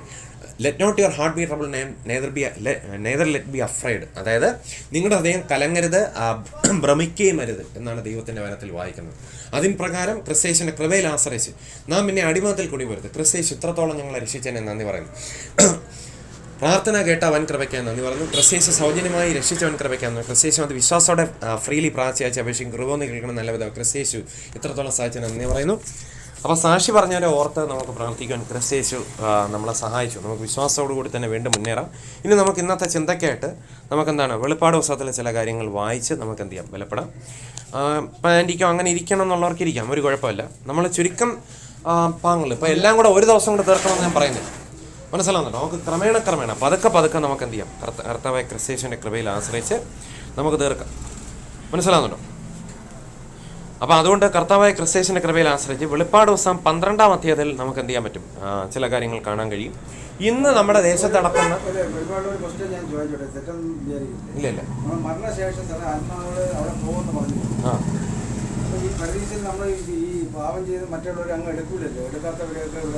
അത് ഞാൻ പറഞ്ഞുതരാം. ഒന്ന്, ക്രിസ്തേശു കാൽവറി ക്രൂശിൽ മരിച്ചടങ്ങാട്ട് ഉയർത്തെഴുന്നേറ്റെന്ന് വെച്ച് കഴിഞ്ഞാൽ മനുഷ്യൻ്റെ പാപങ്ങളെ സമ്പൂർണ്ണമായിട്ട് നീക്കാനാണ്. അതായത് ക്രിസ്തേശു തൻ്റെ രാജ്യത്തിൽ എടുക്കുന്നത് താൻ തന്നെയാണ് വഴിയും സത്യവും ജീവനുമാണ്, മറ്റൊരു വഴിയില്ല. അതായത് ക്രിസ്തുവിൻ്റെ ക്രൂശ് മരണം ഉയർത്തെഴുന്നേൽപ്പ്, ഇതിൽ കൂടെ മാത്രമേ രക്ഷയുള്ളൂ. അല്ലാതെ ഞാൻ പറയുന്നുണ്ട് വേറൊന്നുമല്ല, ഒരാൾ വെള്ള ഷർട്ട് ഇട്ടതുകൊണ്ടോ, ഒരാൾ പച്ച ഷർട്ട് ഇട്ടുണ്ടോ, നീല ഷർട്ട് ഇട്ടതുകൊണ്ടോ, അല്ലെങ്കിൽ മീശ എടുത്തതുകൊണ്ടോ, അല്ലെങ്കിൽ ആഭരണം ഇട്ടതുകൊണ്ടോ ഇടാത്തതുകൊണ്ടോ അതൊന്നും അല്ല സ്വർഗത്തിൽ പോലുള്ള മാനദണ്ഡം. സ്വർഗത്തിൽ പോലുള്ള മാനദണ്ഡം ഒന്നേ ഉള്ളൂ, ഞാൻ തന്നെയാണ് വഴിയും സത്യവും ജീവൻ.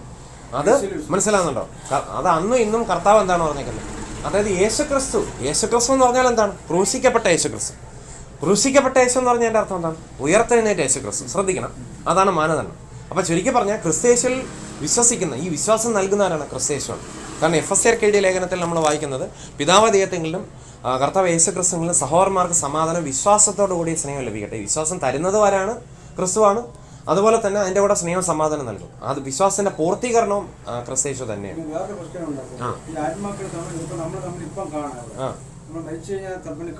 പറ്റും, തീർച്ചയായിട്ടും പറ്റും, തീർച്ചയായിട്ടും പറ്റും. ആ പ്രത്യാശ ഉള്ളതുകൊണ്ടല്ലേ നമ്മളിപ്പോൾ സന്തോഷിക്കുന്നു. അതിപ്പോഴും തീർച്ചയായിട്ടും കാണാൻ പറ്റും. അതിന് ബെസ്റ്റ് എക്സാമ്പിൾ കാണാൻ പറ്റും. ഞാൻ പറഞ്ഞുതരാം. ആദ്യം ഓരോരോ ചോദ്യങ്ങളായിട്ട് നമുക്ക് തീർക്കാം. അപ്പോൾ അതുകൊണ്ട് ക്രിസ്തയേശുവിന്റെ കൃപയിൽ ആശ്രയിച്ച് നമുക്ക് കാണാൻ പറ്റും. അതിനുള്ള തെളിവുകൾ നമുക്ക് അതിലേക്ക് പോകാം. അപ്പോൾ അതുകൊണ്ട് ഒരു ആദ്യത്തെ ക്വസ്റ്റ്യൻ തീർക്കട്ടെ. അപ്പോൾ ക്രിസ്തയേശു നമുക്ക് വേണ്ടി പരിഹാരമായി കഴിഞ്ഞു, നമുക്ക് സ്വർഗത്തിൽ എത്തിക്കഴിയാം. ഇനി മറ്റൊരു മാർഗ്ഗമില്ല. നമ്മൾ എന്ത് ചെയ്താൽ മതി?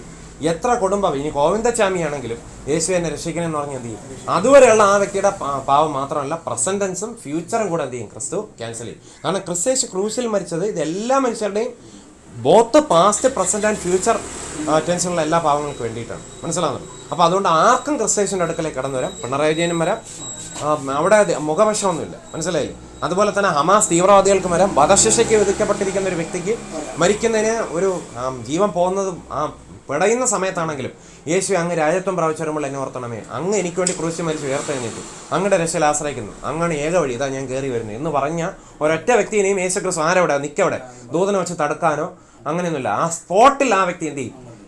ശരീരം കൈകാലം കൊണ്ട് പടയുമായിരിക്കും. അത് ബോഡിക്കകത്തുള്ള പ്രോസസ്സാണ്, ഓക്സിജന്റെ പ്രോസസ്സ്. പെട്ടെന്ന് തന്നെ ആ വ്യക്തിനെ എന്ത് ചെയ്യും? പോയിട്ട് ക്രിസ്തുവിന്റെ രണ്ടാം വരയിലൊരു മാന്യത തീർച്ചയായിട്ടും കൊടുക്കും. മനസ്സിലാവുന്നല്ലോ?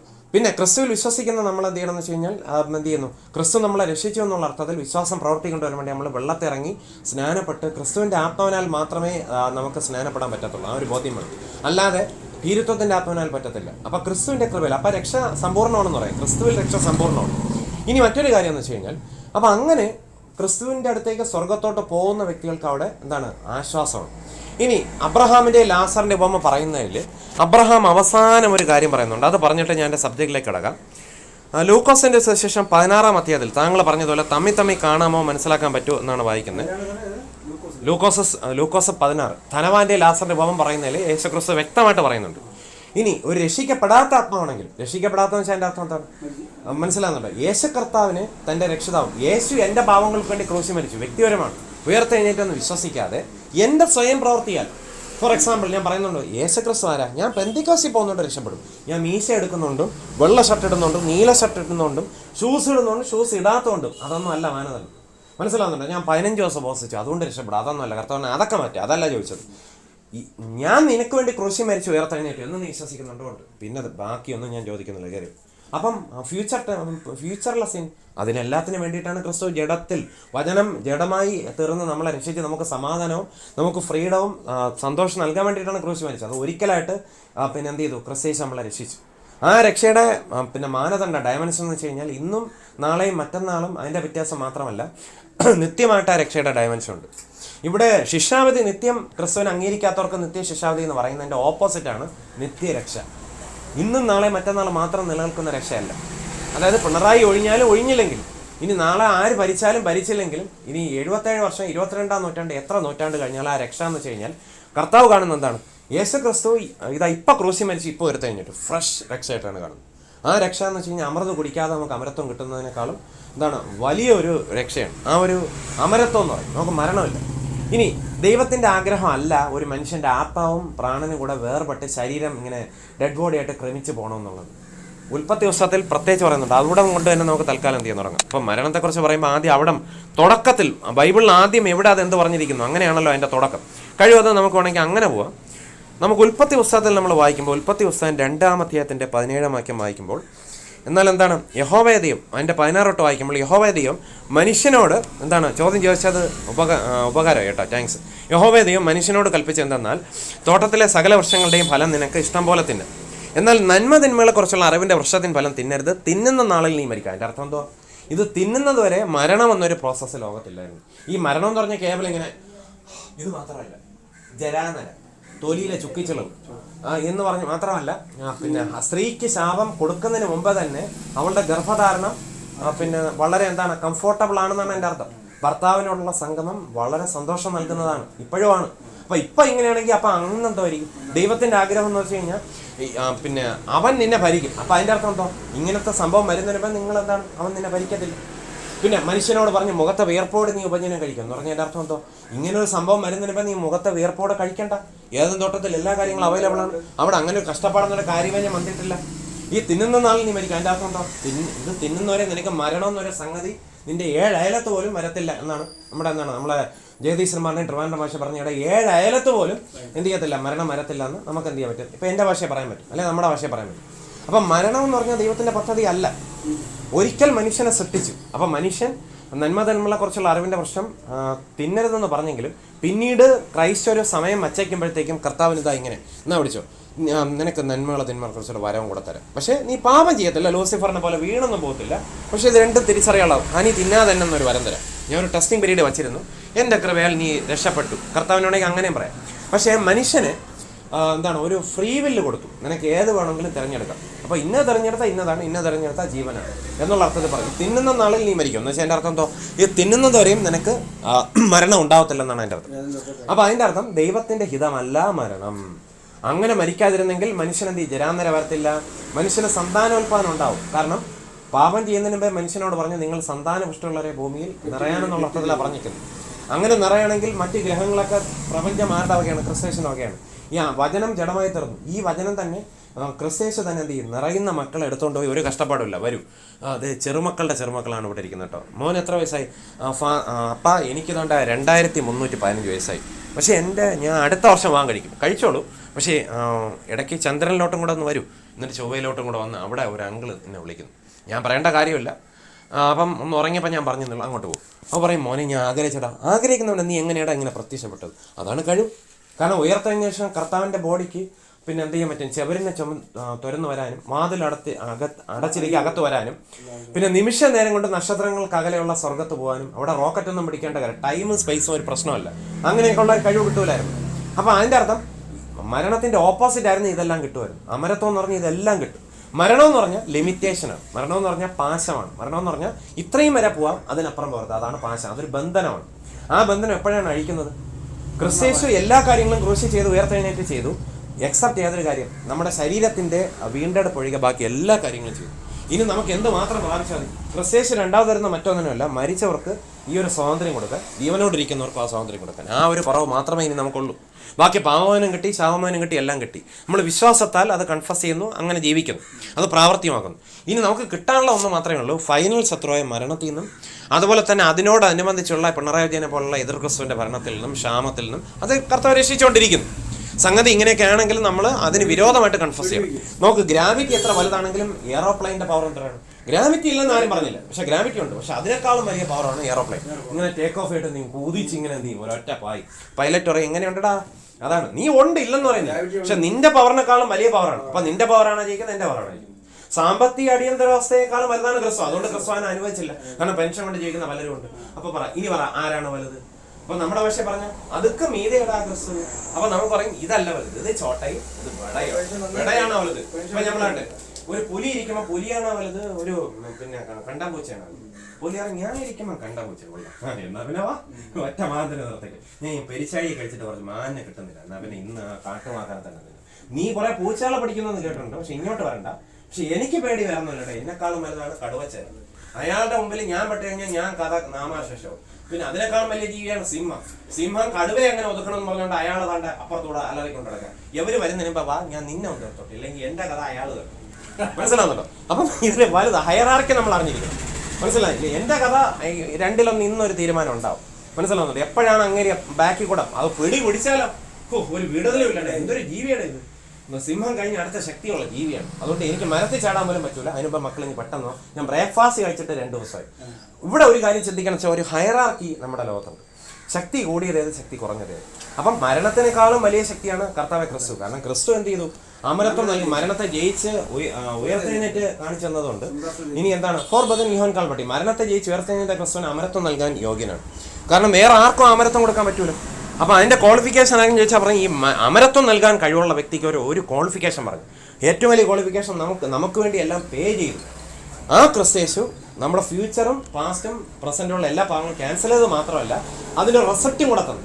ഇന്ന് ഈ തെളിവ് കാണിച്ചു കഴിഞ്ഞാൽ ആരും നിന്നെ ഇനി മേലാലൊന്നും പറയത്തില്ല. ആ തെളിവ് എന്താണ്? ക്രിസ്തു റിസറക്ട് ചെയ്തു. ഫോർ ബദൻ യോഹൻ കാൽപ്പട്ടി ക്രിസ്തു മരണത്തെ ജയിച്ച് ഉയർത്തെഴുന്നേറ്റു. ആ തെളിവ് ഉണ്ടെങ്കിൽ പറയാം ഇതാണ് തെളിവ്, എൻ്റെ പാവങ്ങൾ ക്ഷമിച്ചുകൊള്ളണം. അപ്പം ശത്രുക്കളും ചെയ്തു അയ്യോ അത് വേണ്ട തെളിവായി, സോളിഡ് പ്രൂഫായി. എടാ ക്രിസ്തു ഉയർത്തെഴുന്നേറ്റെന്ന് പറയാൻ ഒക്കത്തില്ല. പക്ഷെ അവൻ വിശ്വസിക്കുന്ന പേഴ്സണലാണ്. അവന് വേണ്ടിയാണ് ക്രിസ്തു ക്രൂശിൽ മരിച്ചത്. ഇത് അവൻ്റെതാക്കി.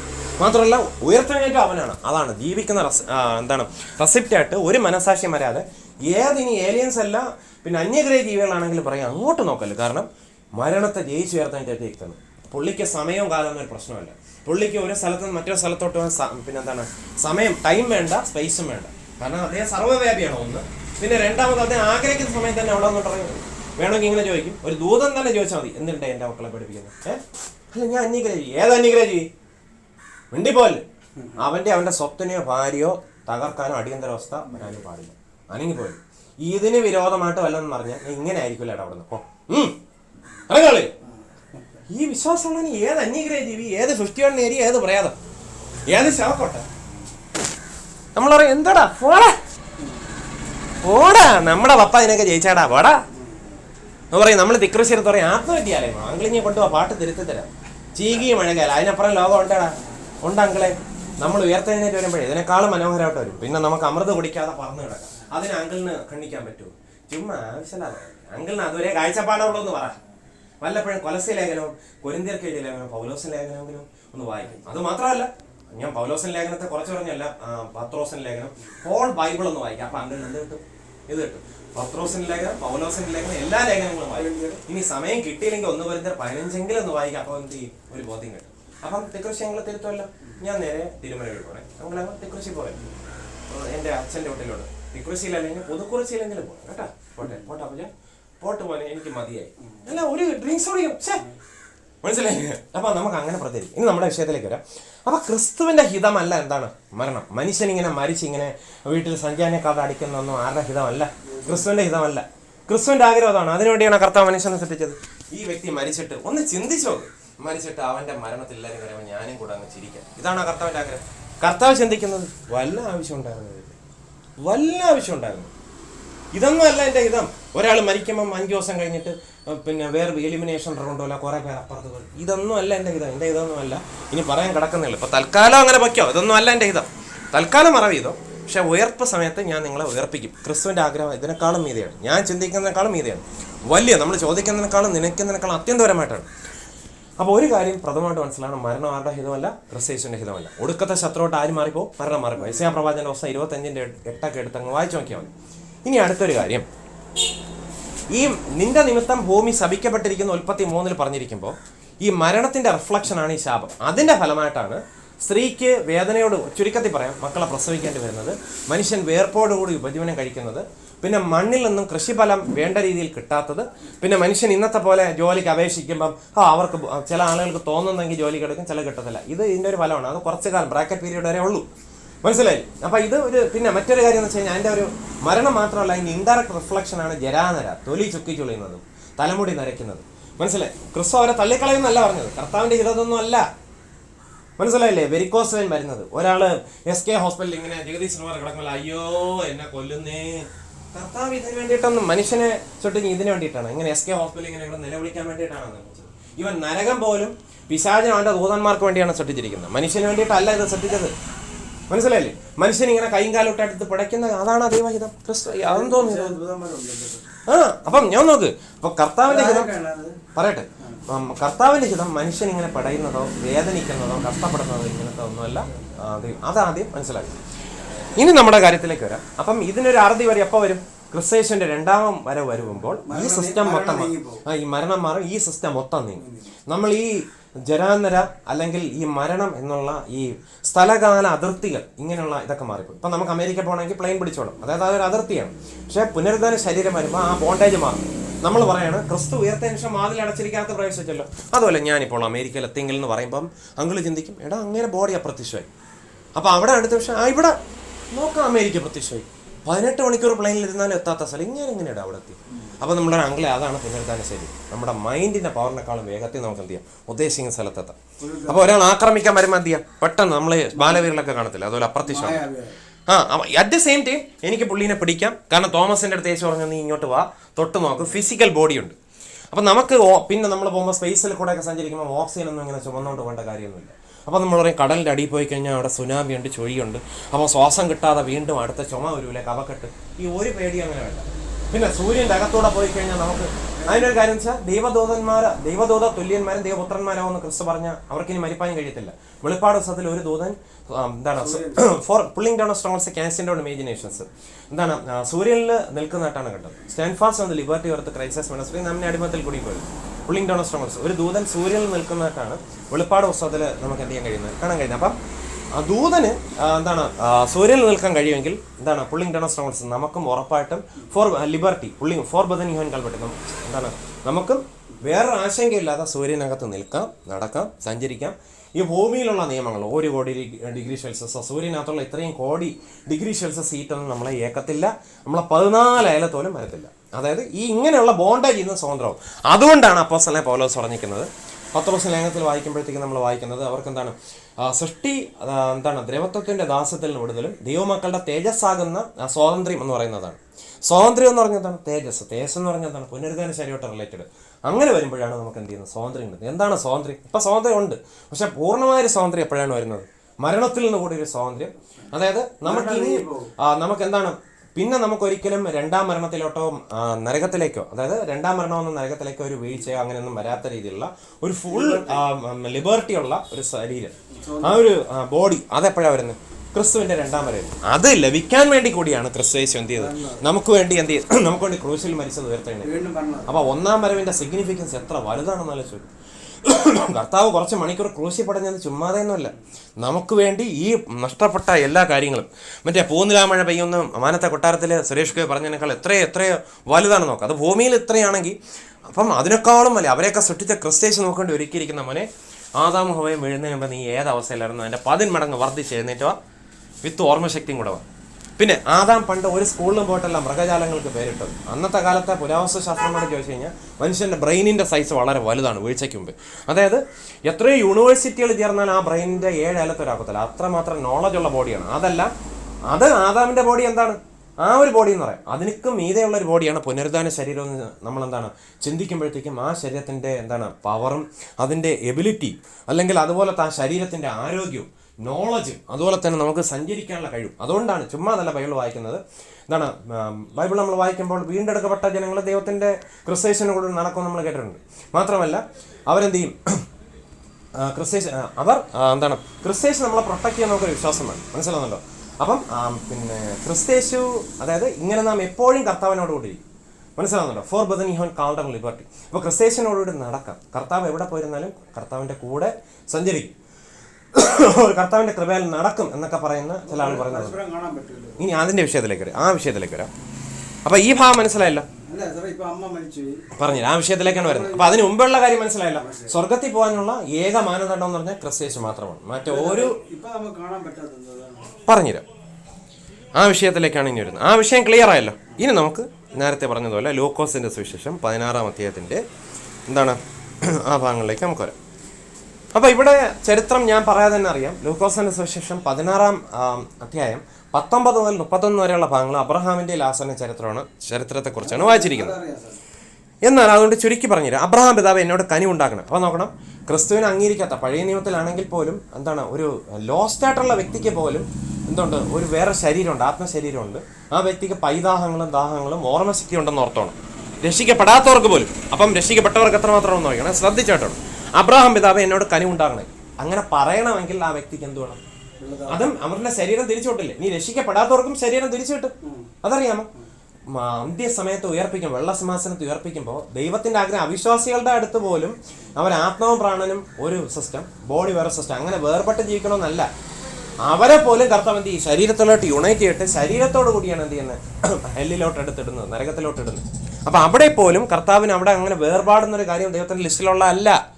മനുഷ്യൻ ശരീരം വേറെ പിന്നെ മാർഷ്യന്മാർ മറ്റേ കൂടുവിട്ട് പോകുന്ന പോലെ കർത്താവ് പറയുന്നത് എന്തോ ഇതിനാണോ ഞാൻ എൻ്റെ ജീവശ്വാസം മോദി ഇത് രണ്ടും ഒന്നാക്കി തന്നത്, ഇതൊന്നും അല്ല, എടാ ഒന്നിച്ചിരിയടാ.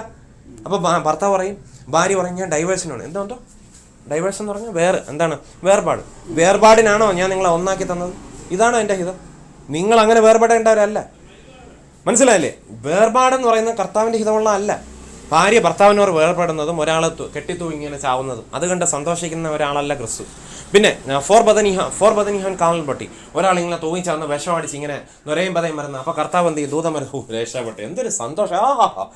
ഒരു കാര്യം ചെയ്യും, ഒരു 10 വീഡിയോ എടുത്ത് നമുക്ക് സ്വർഗത്തിലോട്ടും കൂടെ ഇപ്പം തന്നെ അയച്ചു കൊടുക്കാം. ഇങ്ങനെ കണ്ട് സന്തോഷിക്കുന്ന ഒരാളല്ല ഞാൻ. ദൂതനല്ലെങ്കിൽ പോലും ഒരു ശത്രു ആണെങ്കിൽ കൂടി ഞാൻ പറയുന്നുണ്ട് തോന്നല്. ഒരാള് വേദനപ്പെട്ട് ആർക്കോനായിരിക്കട്ടെ, ക്യാൻസർ കൊണ്ടോ പേപ്പട്ടി വിഷം കൊണ്ടോ ഒരാൾ കഷ്ടപ്പെടുന്ന കാണുമ്പോൾ ശത്രുവാണെന്നിരിക്കട്ടെ, അങ്ങനെ വരാതിരിക്കട്ടെ, കാണുമ്പോൾ നമുക്ക് അവിടെ നിന്ന് സന്തോഷിക്കൂല. നമ്മളെന്താ പറയുക, അങ്കിൾ എനിക്ക് ഒരുപാട് ദ്രോഹം ചെയ്തോട്ടില്ലെന്ന് പറയുന്നില്ല. നമ്മൾ പറയും ആൻറ്റി ഈ അങ്കിളിനെ രക്ഷിക്കാൻ ഇനി വേറെ എന്തെങ്കിലും ഒരു വഴിയുണ്ടോ? അപ്പോൾ പറയും മോനെ വേറൊരു വഴിയില്ല, അന്ത്യസമയത്ത് യേശുക്രിസ്തുവിനെ രക്ഷകനായി സ്വീകരിച്ചെന്ന് ഏറ്റുറപ്പിക്കുക, അതേ ഉള്ളൂ നീ ഏക വഴി. അപ്പോൾ പറയും അങ്കിളെ അവിടെ നിന്നോ യേശുവിനെ കർത്താവെന്ന് പറ, സ്വർഗത്തിൽ 1000 ആണ്ട് വായിച്ചേക്കുണ്ട്, അതൊക്കെ കാണും. മോനെ ഉള്ള പവറിൽ ഞങ്ങൾ പറഞ്ഞേക്കാം, പെട്ടെന്ന് എൻ്റെ ഈ ഇത് മാറുന്നതിന് പെട്ടെന്നങ്ങ് പറ. രക്ഷപ്പെട്ട അങ്കിളെ ആൻറ്റി അങ്കിൾ പോയാ നീ സ്വർഗത്തിൽ അങ്കിൾ ഇനി പേരെന്ന് എടുക്കും. അവിടെ റാബീസ് ഇഞ്ചക്ഷൻ ഒന്നും എടുക്കേണ്ട കാര്യമില്ല. അവസാന സമയത്താണ് ക്രിസ്തു രായത്വം പ്രാവശ്യം. അത് നൊരയും പതയും വെച്ചോണ്ടാ പറഞ്ഞാൽ അങ്കിൾ താണ്ട് പോയി. എനിക്ക് വിശ്വാസം കണക്കാണ്, ധൈര്യമായിട്ട് കൊണ്ട് അടക്കിക്കോ, ബാക്കി സഞ്ചാരത്തിന് ഇഡലി വേണം. അപ്പം ഞാൻ അങ്ങനെ ചെയ്യാൻ കാര്യം ഇഡലി സന്തോഷത്തോടെ വേണം. കാരണം അങ്കിൾ അവിടെ ഉണ്ട്. ഇഡലി വേണോ, ഇത് മഞ്ഞപ്പൊടി ഇങ്ങനെ സാമ്പാറിൽ കൂടുതലുണ്ടോ, അതുകൊണ്ട് എന്തായാലും നമുക്ക് ഇതുപോലെ ഇനി വേണമെങ്കിൽ ജയിലിലൊക്കെ മരണശിക്ഷ വിധിക്കപ്പെട്ടിരിക്കുന്നവരെ വേണം പ്രത്യേക ഒരു മിനിസ്ട്രി ആയിട്ട് നമുക്ക് എന്ത് ചെയ്യാം അങ്ങോട്ടും എന്ന് പറയുമ്പോൾ നമുക്ക് തോന്നിപ്പോ. അപ്പം ഞാൻ പറഞ്ഞൊരു കാര്യം എന്ന് വെച്ച് കഴിഞ്ഞാൽ ഇവിടെ രക്ഷിക്കപ്പെടാത്തവർക്ക് പോലും, അതായത് ധനവാൻ അവിടെ എന്ത് ചെയ്യില്ല, രക്ഷിക്കപ്പെട്ടില്ല. അദ്ദേഹം പോലും പറയാണ് അബ്രഹാം പിതാവ് എന്നോട് കനിവുണ്ടാണ്. അങ്ങനെ പറയണമെങ്കിൽ അതിൻ്റെ അർത്ഥം എന്താണ്? അങ്ങനെ പറയണമെങ്കിൽ ആ വ്യക്തിക്ക് ഒരു എന്താണ് വേറെ തലത്തിലൊരു ബോഡിയുണ്ട്, നാക്കുണ്ട്, ലാസർ വിരലിൻ്റെ അറ്റം. അപ്പം എന്താണ്? വെള്ളത്തിൽ മുക്കി എൻ്റെ നാവിനെ തണുപ്പിക്കേണ്ടതിന് അവനെ അയക്കണേ. അപ്പം ദാഹമുണ്ട് എന്ന് മാത്രമല്ല, ഇങ്ങനെ പറയണമെങ്കിൽ ചുമ്മാ ഓർമ്മയില്ലാതെ എങ്ങനെയെങ്കിലും പറയാൻ പറ്റുമോ? ഒരാൾക്ക് വായി തോന്നിയത് ഞാൻ ചുമ്മാ പറയാൻ പറ്റും. അപ്പോൾ ഓർമ്മയുള്ളതുകൊണ്ടല്ലേ പറയുന്നത്. നോക്കണം, ആ വ്യക്തിയുടെ ശരീരത്തിൽ നിന്ന് ആ വ്യക്തിയുടെ ശരീരത്തിൽ നിന്ന് ആ വ്യക്തി ഡിപ്പാർട്ട് ചെയ്തു, കേട്ടാൽ മതി. പക്ഷെ അങ്ങനെയാണെങ്കിൽ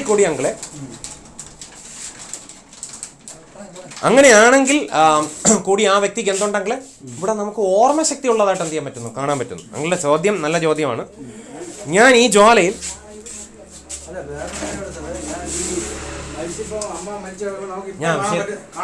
ഇപ്പം കാണാൻ പറ്റില്ല, അദൃശ്യമാണ്. ഞാൻ വിഷയത്തിലേക്കാണ് വരുന്നത്. നിങ്ങൾ ശ്രദ്ധയോടെ കേൾക്കണം, ഞാൻ വിഷയത്തിലേക്ക് വരുന്നത്. ഇൻട്രസ്റ്റിംഗ് ക്വസ്റ്റ്യൻ ആണ്. ഞാൻ ഈ ജ്വാലയിൽ കിടന്ന് വേദന അനുഭവിക്കുന്നു എന്ന് വിളിച്ചു പറഞ്ഞു. ഞാൻ അതിലേക്കാണ് വരുന്നത്. ഞാൻ ഈ ജ്വാലയിൽ കിടന്ന് വേദന അനുഭവിക്കുന്നു. അപ്പോൾ രക്ഷിക്കപ്പെടാത്ത ഒരു ആത്മാവിന് എന്തുണ്ട്? വേദനയുണ്ട്, ഓർമ്മയുണ്ട്, ദാഹമുണ്ട്, ഹ്യൂമൻ ഫീലിങ്സ്, പഞ്ചേന്ദ്രിയങ്ങൾ കൊണ്ട് അനുഭവിക്കുന്ന എല്ലാ ഫീലിങ്സും ഉണ്ട്. ആർക്കാണ്? ഫോർ ബദൻ യു ഹാവ് കാണ്ടറിൽ പെടാത്തവർ, രക്ഷിക്കപ്പെടാത്തവർക്ക് ആ ഫീലിംഗ് ഉണ്ട്. ഇനി രക്ഷിക്കപ്പെട്ടവർക്ക് എത്രയാണ് നോക്ക്. ഇനി എൻ്റെ പോയിന്റിലേക്ക് വരുന്നേ ഉള്ളൂ. 2 വാക്യം കൂടെ കഴിയട്ടെ, 2-3 വാക്യം. അബ്രഹാം മകനെ നിന്റെ ആയുസ്സിൽ നീ നന്മയും ലാസർ ഒരെണ്ണം തിന്മയും പ്രാപിച്ചെന്ന് ഓർക്കുക. ഇപ്പോൾ അവൻ ഇവിടെ ആശ്വസിക്കുന്നു, നീ വേദന അനുഭവിക്കുന്നു.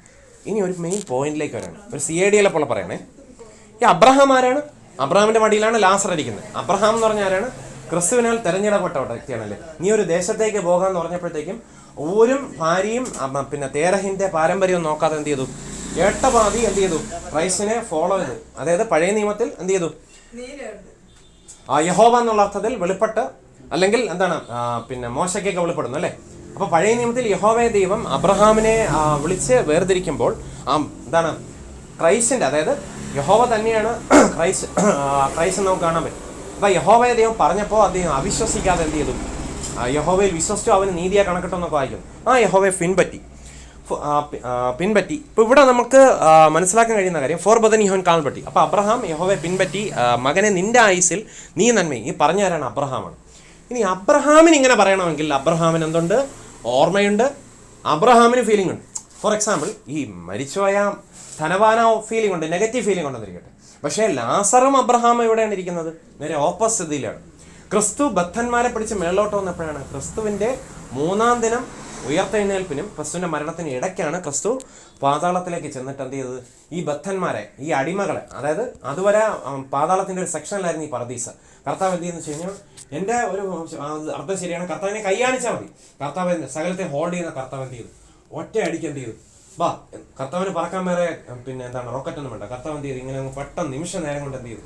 നക്ഷത്രങ്ങൾക്കതിലുള്ള സ്വർഗ്ഗത്ത് കൊണ്ടുപോയി എന്ത് വെച്ചിട്ട് പറഞ്ഞു, എന്താ ക്യാപ്റ്റീവ്സിനെ ഫ്രീ ആക്കി. എന്തുകൊണ്ടാണ്? ഇനിയാണ് എൻ്റെ റെസിപ്റ്റ് കൊടുക്കാൻ പോകുന്ന ജനങ്ങൾക്ക്. ഇതുവരെ ഞാൻ ഉയർത്തെഴുന്നിട്ടില്ല, പോയി രക്ഷപ്പെട്ടോളൂ. നിങ്ങളുടെ വിശ്വാസമൊന്നും വ്യർത്ഥമല്ല. ഓരോരുത്തർക്ക് ഓരോ ശുശ്രൂഷ ക്രിസ്തു കൊടുത്തിട്ടുണ്ട്. കർത്താവ് വരെ രക്ഷിച്ചു അല്ലേ? കർത്താവ് വരെ രക്ഷിച്ചു അല്ലേ? അപ്പൊ അതിൻ്റെ ഇടയിൽ ഈ അബ്രഹാമിന്റെ മടിയിരുന്ന ലാസറിനും എന്തുണ്ട്? ഈ അബ്രഹാമിന്റെ മടിയിലുള്ള ലാസറിന് കമ്മ്യൂണിക്കേഷൻ ഉണ്ടെന്ന് നമുക്ക് ചിന്തിക്കാം.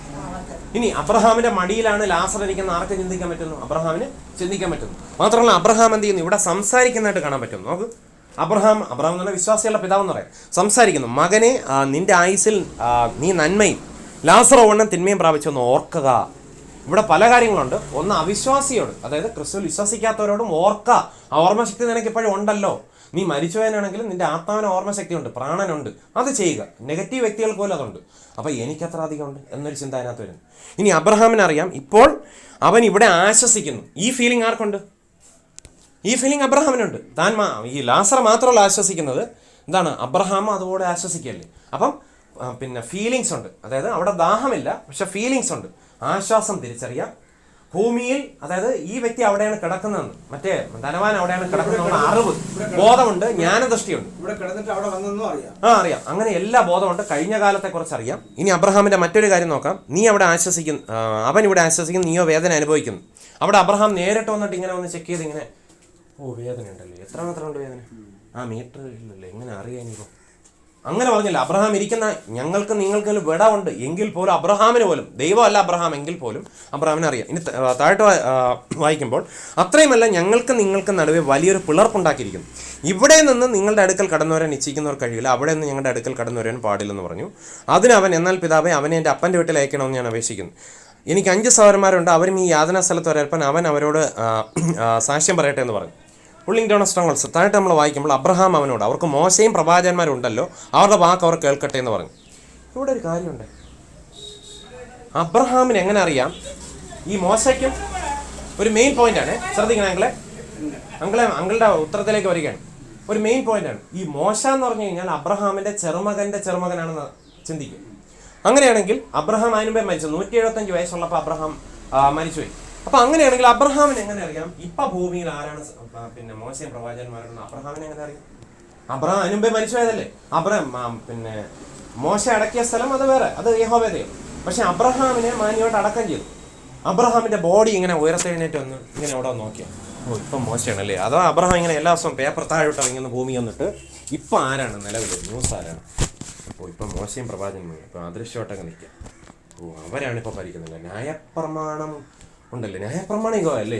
സീനായി മാമനെല്ലാം അവർ പോയി. അപ്പം അങ്ങനെ ആയപ്പോഴത്തേക്കും അവർ പൊന്നു കൊണ്ട് കാളക്കുട്ടിയൊക്കെ ഉണ്ടാക്കില്ലേ. ആയി. അപ്പം അബ്രഹാം, ഇപ്പം നമ്മുടെ ഭാഷയിൽ നമ്മളെ ചിന്തിക്കുകയാണെങ്കിൽ നമ്മളെന്ത് പറയും? ഒരു കാര്യം കാണുകയാണെങ്കിൽ ഐ സി എന്ന് പറയും. അബ്രഹാം അവിടെ അങ്ങനെ വണ്ടർഫുൾ ഐ സി എന്നൊന്നും അവിടെ പറഞ്ഞതായിട്ട് നമ്മൾ അബ്രഹാമിന് ജ്ഞാനമുണ്ട്. അബ്രഹാം അവിടെ ഐ സി ഇവൻ ഇങ്ങനെയാണ്, ഇങ്ങനെ ഭൂമിയിലോട്ട് ഇറങ്ങി വന്നിങ്ങനെ അബ്രഹാം മോശയും ഇവരൊക്കെയാണല്ലേ ഇപ്പോൾ ഭൂമി ഇങ്ങനെയൊക്കെ ഇവരാണ് കൺട്രോൾ ചെയ്യുന്നല്ലേ. ഇത്രയും ലക്ഷം ഇസ്രായേൽ മക്കളെ ഫറവോന്റെ പിടിയുന്ന ഇവരാണ് രക്ഷിച്ചുകൊണ്ടല്ലേ. അവർ കാണുന്നതിനൊക്കെ നമുക്ക് തൽക്കാലം അപ്രത്യക്ഷമാവും എന്ന് പറഞ്ഞുകൊണ്ട് ഓരോ ദിവസവും അബ്രഹാം എന്ത് ചെയ്യുന്നില്ല, ഇങ്ങോട്ട് അവിടെ താൻ ഇരിക്കുന്ന സ്ഥലത്തുനിന്ന് ഭൂമിയിലോട്ട് ഇങ്ങനെ അലഞ്ഞിരിഞ്ഞ് നടക്കുന്നില്ല. അവിടെ ഇരുന്നാൽ തന്നെ മതി അബ്രഹാമിന് എല്ലാ ന്യൂസും എന്ത് ചെയ്യും കിട്ടും. അതിൻ്റെ അർത്ഥം എന്തുവാ? മരിച്ചു പോയവർക്ക് ഭൂമിയിൽ നടക്കുന്ന കാര്യങ്ങളെക്കുറിച്ച് നല്ലൊരു ബോധം ഉണ്ടാകുന്നല്ലേ എൻ്റെ അർത്ഥം. അപ്പം ഒരു പൊതുവായ കാര്യത്തെക്കുറിച്ച് ഇത്രയും ബോധമാക്കി അബ്രഹാമിൻ്റെ സ്വന്തം മകനെ ഇസാക്കിൻ്റെ മകനും പിന്നെ അതുകൂടെ അദ്ദേഹത്തിൻ്റെ കുടുംബത്തെക്കുറിച്ചുള്ള കാര്യങ്ങൾ എത്രമാത്രം അറിയാൻ പറ്റും? അതിനുള്ള തെളിവ് ഇതാ വരുന്നുണ്ട്. അപ്പം നമുക്ക് തിരിച്ചറിയാൻ പറ്റും. ഇനി അബ്രഹാമും ലാസറും തമ്മിൽ കമ്മ്യൂണിക്കേറ്റ് ചെയ്യുന്നതെന്ന് ഒരിടത്തും പറയുന്നില്ല. മാത്രമല്ല അബ്രഹാം കമ്മ്യൂണിക്കേറ്റ് ചെയ്യുന്ന ആരോടാണ്? ഒരു നഷ്ടപ്പെട്ട വ്യക്തിയോടാണ് അദ്ദേഹം സംസാരിക്കുന്നത്. അപ്പം അങ്ങനെ നഷ്ടപ്പെട്ട വ്യക്തിയോട് സംസാരിക്കണമെങ്കിൽ ബിലയാം യാത്ര ചെയ്തതായിട്ടുള്ള അല്ലെങ്കിൽ ബിലയാമുമായിട്ട് ബന്ധപ്പെട്ട് കഴുതയ്ക്ക് സംസാരിക്കാമെങ്കിൽ, ഇനി അതുപോലെ പഴയ നിയമത്തിൽ സർപ്പം സംസാരിച്ചായിട്ട് വായിക്കും. അപ്പൊ അതിനുമ്പോ വീഴ്ചയ്ക്കുമ്പോ മൃഗങ്ങളും മനുഷ്യനും തമ്മിലും അവരുടെ ഭാഷ നമുക്ക് തിരിച്ചറിയാം എന്നൊരു അറിവും കൂടെ അതിനകത്ത് വരുന്നുണ്ട്. അതിന്റെ അർത്ഥം ഈ പാമ്പ്, ഇപ്പോഴുള്ള പാമ്പ് നമ്മൾ ഷൂ എന്ന് പറയുമ്പോൾ നമ്മൾ ഓടാവുന്നത് ഇയാളുടെ ഭാഷ തിരിയിലെ मुझे मालूम नहीं है. अरे भाई क्या है दुश्मन, तुम्हारे ഭാഷ समझा नहीं है എന്ന് അവിടെ എന്ത് ചെയ്യുന്നില്ല, അവിടെ നമ്മൾ ആരും പറയുന്നില്ല. കാരണം പാമ്പ് സംസാരിക്കുന്നത് എന്തുകൊണ്ട് അതിന്റെ ഭാഷ അത്രേ നമ്മൾ പറയുന്നുള്ളൂ. പക്ഷെ പാമ്പ് വന്ന് ഹൗവ ആന്റിയുടെ അടുത്ത് ഇങ്ങനെ പറഞ്ഞാൽ ഹൗവയ്ക്ക് പാമ്പിന്റെ ഭാഷ എന്താണ് പിടികിട്ടിയെങ്കിൽ അതിന്റെ അർത്ഥം മൃഗങ്ങളുടെ ഭാഷ, ഇഴജന്തുക്കളുടെ ഭാഷയൊക്കെ നമുക്ക് പണ്ട് മനസ്സിലാക്കാൻ കഴിയുമായിരുന്നു എന്നല്ല അതിന്റെ അർത്ഥം. അപ്പൊ ആ വീണ്ടെടുപ്പ് എന്ന് പറയുമ്പോൾ കേവലം പാപക്ഷമയും സ്വർഗരാജ്യം മാത്രമല്ല, ഈ ശരീരത്തിന്റെ വീണ്ടെടുപ്പ് മാത്രമല്ല, ഭൂമിക്കും കൂടെ ഒരു വീണ്ടെടുപ്പുണ്ട്. പണ്ട് നമുക്ക് എന്തൊക്കെയാ കഴിവാണോ ഈ ഭൂമിയിൽ നമുക്കൊക്കെ ഉണ്ടായിരുന്നത് അതെല്ലാം എന്ത് ചെയ്യും, പൂർവാധിക ശക്തിയോടെ തിരിച്ചിട്ടുള്ളതാണ് സഞ്ചരിക്കാനുള്ള കഴിവുണ്ട്. അതുകൊണ്ട് എത്ര നമുക്ക് കിട്ടിയ രക്ഷ എന്ന് പറഞ്ഞു കഴിഞ്ഞാൽ നിസ്സാരപ്പെട്ട കാര്യമല്ല, പിന്നെ വളരെ എന്താണ് അത്യധികം സന്തോഷം നൽകുന്ന കാര്യമാണ്. ഭൂമിയിലും നന്മകളുണ്ട്, നമുക്ക് എല്ലാ സ്വാതന്ത്ര്യമുണ്ട്. ഇനി കാര്യത്തിലേക്ക് അറിയാം. അങ്കിൾ പറഞ്ഞല്ലോ രക്ഷിക്കപ്പെട്ടവർക്ക് പരസ്പരം തിരിച്ചറിയാൻ പറ്റുമെന്ന്, ആ പോയിന്റിലേക്ക് വരാം. അപ്പൊ ഈ പോയിന്റ് ക്ലിയർ ആയല്ലോ. അപ്പൊ അബ്രഹാമിന് കമ്മ്യൂണിക്കേറ്റ് ചെയ്യാൻ പറ്റും, അബ്രഹാമിന് ഭൂമിയിൽ എന്താണ് സംഭവിക്കുന്നുള്ളതിന് കുറച്ച് എന്തുണ്ട്, ഒരു ബോധ്യമുണ്ടെന്ന് അങ്കിളിന് മനസ്സിലാക്കാൻ പറ്റും. ഇനി അങ്കിളുടെ ആൻസറിലേക്ക്, അതായത് രക്ഷിക്കപ്പെട്ട ഇപ്പം നമ്മളിവിടെ ആയിരിക്കുകയാണ്, നമുക്ക് ചുറ്റും ആരൊക്കെയാണ് നിൽക്കുന്നത് എന്ന് നമുക്ക് എന്ത് ചെയ്യാം ഒന്ന് നോക്കാം. നമ്മൾ അദൃശ്യ ലോകമായിട്ട് കാണുന്നില്ല എങ്കിൽ തന്നെയും എബ്രായർക്ക് എഴുതിയ ലേഖനം 12-ാം അധ്യായം, ആകയാൽ നാമും സാക്ഷികളുടെ ഇത്ര വലിയൊരു സമൂഹം നമുക്ക് ചുറ്റും നിൽക്കുന്നത് കൊണ്ട് സകല ഭാരവും മുറുകെ പറ്റുന്ന പാവം വിട്ട് നമുക്ക് മുമ്പിൽ വച്ചിരിക്കുന്ന ഓട്ടം സ്ഥിരതയോടെ ഓടുക. For brethren you have called and liberty. ഇവിടെ for brethren pulling down of stones cancel out. നമ്മളൊരു കാര്യം ചിന്തിക്കേണ്ട, ആകയാൽ നാം സാക്ഷികളുടെ ഇത്ര വലിയൊരു സമൂഹം. എന്താണെങ്കിലേ സാക്ഷികളുടെ ഇത്ര വലിയൊരു സമൂഹം. ഏതാണ് ആ സാക്ഷികൾ? എബ്രായർക്ക് എഴുതിയ ലേഖനം 11-ാം അധ്യായം വിശ്വാസ വീരന്മാരുടെ ഒരു പട്ടികയാണ്. അബ്രഹാം, ദാവീദ്, ഇഫ്താഹ് എന്ന് വേണ്ട താഴോട്ട് നമ്മൾ നോക്കുമ്പോൾ ചിലര് എന്താണ് ഈർച്ച വളങ്ങൾ ഇറക്കപ്പെട്ടു, ചില ആളുകൾ ജഡയാളുകളുടെയും അങ്ങനെയുള്ള ആടുകളുടെ തോലൊക്കെ ധരിക്കാൻ ഇടയത്തരുന്നു എന്ന് വേണ്ട. ഇപ്പൊ ദൈവത്തിനൊരു പ്രത്യേകത ഉണ്ട്, എന്താണെന്നറിയാമോ? പിന്നെ മരിച്ചവരെ ജയിപ്പിക്കുകയും ഇല്ലാത്തതിനെ ഉള്ളതുപോലെ വിളിക്കുന്ന ഒരു ദൈവമാണ് കർത്താവായ ക്രിസ്തു. ആ കർത്താവ് യേശു ക്രിസ്തുവിനെ ഇല്ലാത്തതിനെ ഉള്ളതുപോലെ വിളിക്കാൻ പറ്റും. ഫോർ എക്സാമ്പിൾ, ഇപ്പൊ സാമ്പത്തിക അടിയന്തരാവസ്ഥ എന്നുള്ള ഭയത്തിൽ ജനങ്ങൾ ഇരിക്കുകയാണെങ്കിൽ കർത്താവ് കാണുന്ന എന്താണ്? ഇല്ല, ജനങ്ങളൊക്കെ രക്ഷപ്പെടും. ആ രക്ഷയോടുകൂടി ഇന്ന വ്യക്തികൾക്ക് ഇത്രയ്ക്ക് ജോലിയുണ്ട്, ആ ജോലിയോടുകൂടി ആ ജോലി പ്രാപിക്കും എന്നുള്ള അർത്ഥത്തിലായിരിക്കും ക്രിസ്തു വിളിക്കുന്നത്. അപ്പൊ ഇപ്പം ഇല്ല, പക്ഷെ ഇല്ലാത്ത കാര്യങ്ങൾ ഉള്ളതുപോലെയാണ് ആര് വിളിക്കുന്നത്? ക്രിസ്തു വിളിക്കുന്നത്. ഇല്ലാത്തതിനെ സൃഷ്ടിക്കാനും ആർക്ക് പറ്റും? ക്രിസ്തുവിന് പറ്റും. ആ ഒരു ഫെയ്ത്ത് ഏതിനേക്കാളും വലുതാണ്? ഇപ്പൊ നടക്കുന്ന സാമ്പത്തിക അരക്ഷിതാവസ്ഥയെക്കാളും വലുതാണ് ഈ ഫെയ്ത്ത്. നമ്മുടെ വിശ്വാസമാണ് അതിനേക്കാളും. ഗ്രാവിറ്റി ഉണ്ട്, പക്ഷെ ഗ്രാവിറ്റിയെക്കാളും വലുതാണ് എയറോപ്ലെയിൻ്റെ റോക്കറ്റിൻ്റെ പവർ. 2000 ആനകളുടെ ശക്തിയാണ് റോക്കറ്റുകളാണെന്ന് പറയുന്നത്. അപ്പൊ ഇവിടെ നമ്മൾ വായിക്കുന്നത് സാക്ഷികളുടെ ഇത്ര വലിയൊരു സമൂഹം നമുക്ക് ചുറ്റും നിൽക്കുന്നുണ്ട്. അപ്പൊ നമുക്കെന്ന് പറഞ്ഞ ആർക്കാണ്? ക്രിസ്തുവിൽ വിശ്വസിക്കുന്നവർക്ക്. പക്ഷെ നമ്മൾ നോക്കുമ്പോൾ ആരെയും കാണുന്നില്ല.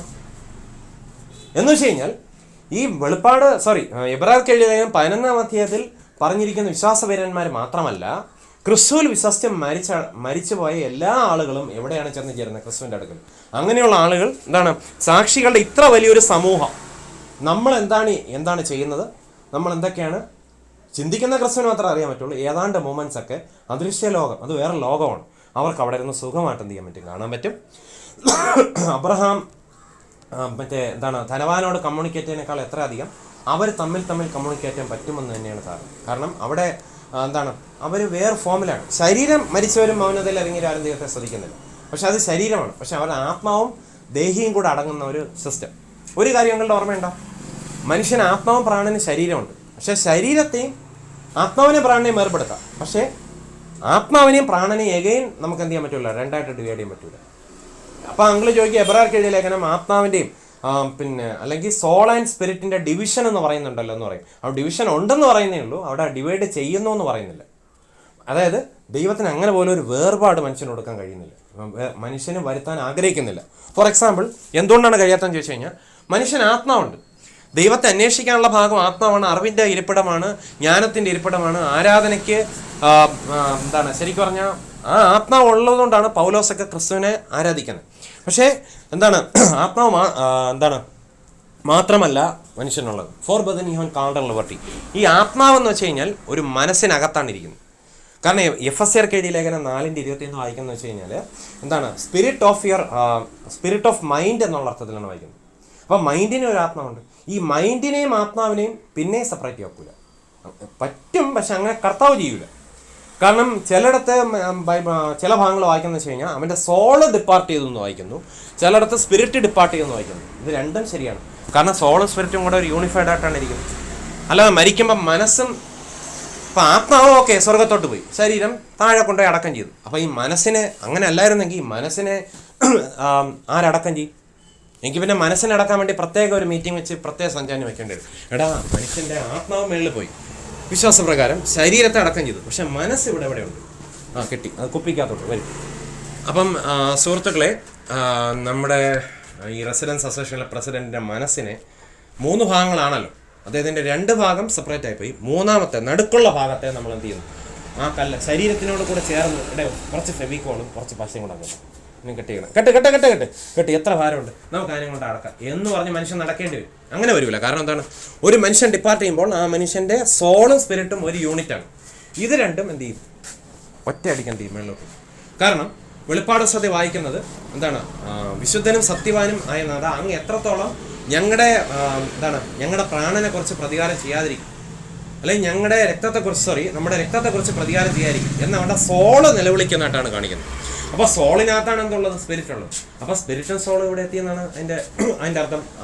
സ്വർഗത്ത് ഹെവനില് ക്രൈസ്റ്റ് വസിക്കുന്ന സ്ഥലത്ത് എത്തി എന്നുള്ളതല്ല അതിൻ്റെ അർത്ഥം. അപ്പോഴല്ലേ കുറച്ച് കാലം കൂടെ സ്വസ്ഥതയോടെ പാർക്കാൻ അവർക്ക് വെള്ളം നിലങ്കി കിട്ടിയായിട്ട് നമുക്കവിടെ വായിക്കാൻ കഴിയും. അപ്പോൾ സോളും 4 ബദൻ ഇഹൻ കാൽവട്ടി സ്പിരിറ്റും ഒരു യൂണിറ്റ് ആണ് അവിടെ കൺസിഡർ ചെയ്യും. പക്ഷേ ശരീരം വേറെ യൂണിറ്റ്. പക്ഷേ എങ്കിലും അതൊരു ബ്രാക്കറ്റ് പീരീഡ് വരെ മാത്രമേ ഉള്ളൂ. അധിക കാലമൊന്നും ജഗദീശ്വരൻ പറഞ്ഞല്ല, അധിക കാലമൊന്നും വേർപിരിക്കേണ്ടി വരൂലടേ. ഒരു വിയർപ്പ് കഴിഞ്ഞ് എന്ത് ചെയ്യും? രക്ഷിക്കപ്പെട്ട ഒരു വ്യക്തിയെ ഇത്രയേ ഉള്ളൂ വേർപാട്. ഇതാണോ നിങ്ങൾ മരണമെന്നൊക്കെ പറഞ്ഞു പിടിക്കുന്നത്? ഇത്രയേ ഉള്ളൂ വേർപാട്. ഈ വേർപാടാക്കത്തില്ല. ഇനി പ്രതിഫലം കിട്ടാണ്ട് മാത്രമേ ഉള്ളൂ. നരകത്തെ രക്ഷപ്പെട്ടു, പക്ഷെ എത്ര പ്രതിഫലം. ഇദ്ദേഹം ഒരു കോച്ചല്ലേ, മോനും പൂജപ്പരക്കനോട്ട് ഓടിയല്ലേ, വാ ഫസ്റ്റ് ആണോ സെക്കൻഡ് ആണോ എന്ന് പറഞ്ഞു. അത് താങ്കൾക്ക് മാത്രമല്ല, പൗലോസിനും പത്രോസിനും എല്ലാവർക്കും ഉണ്ട്. നരകമൊന്നുമില്ല, വാ.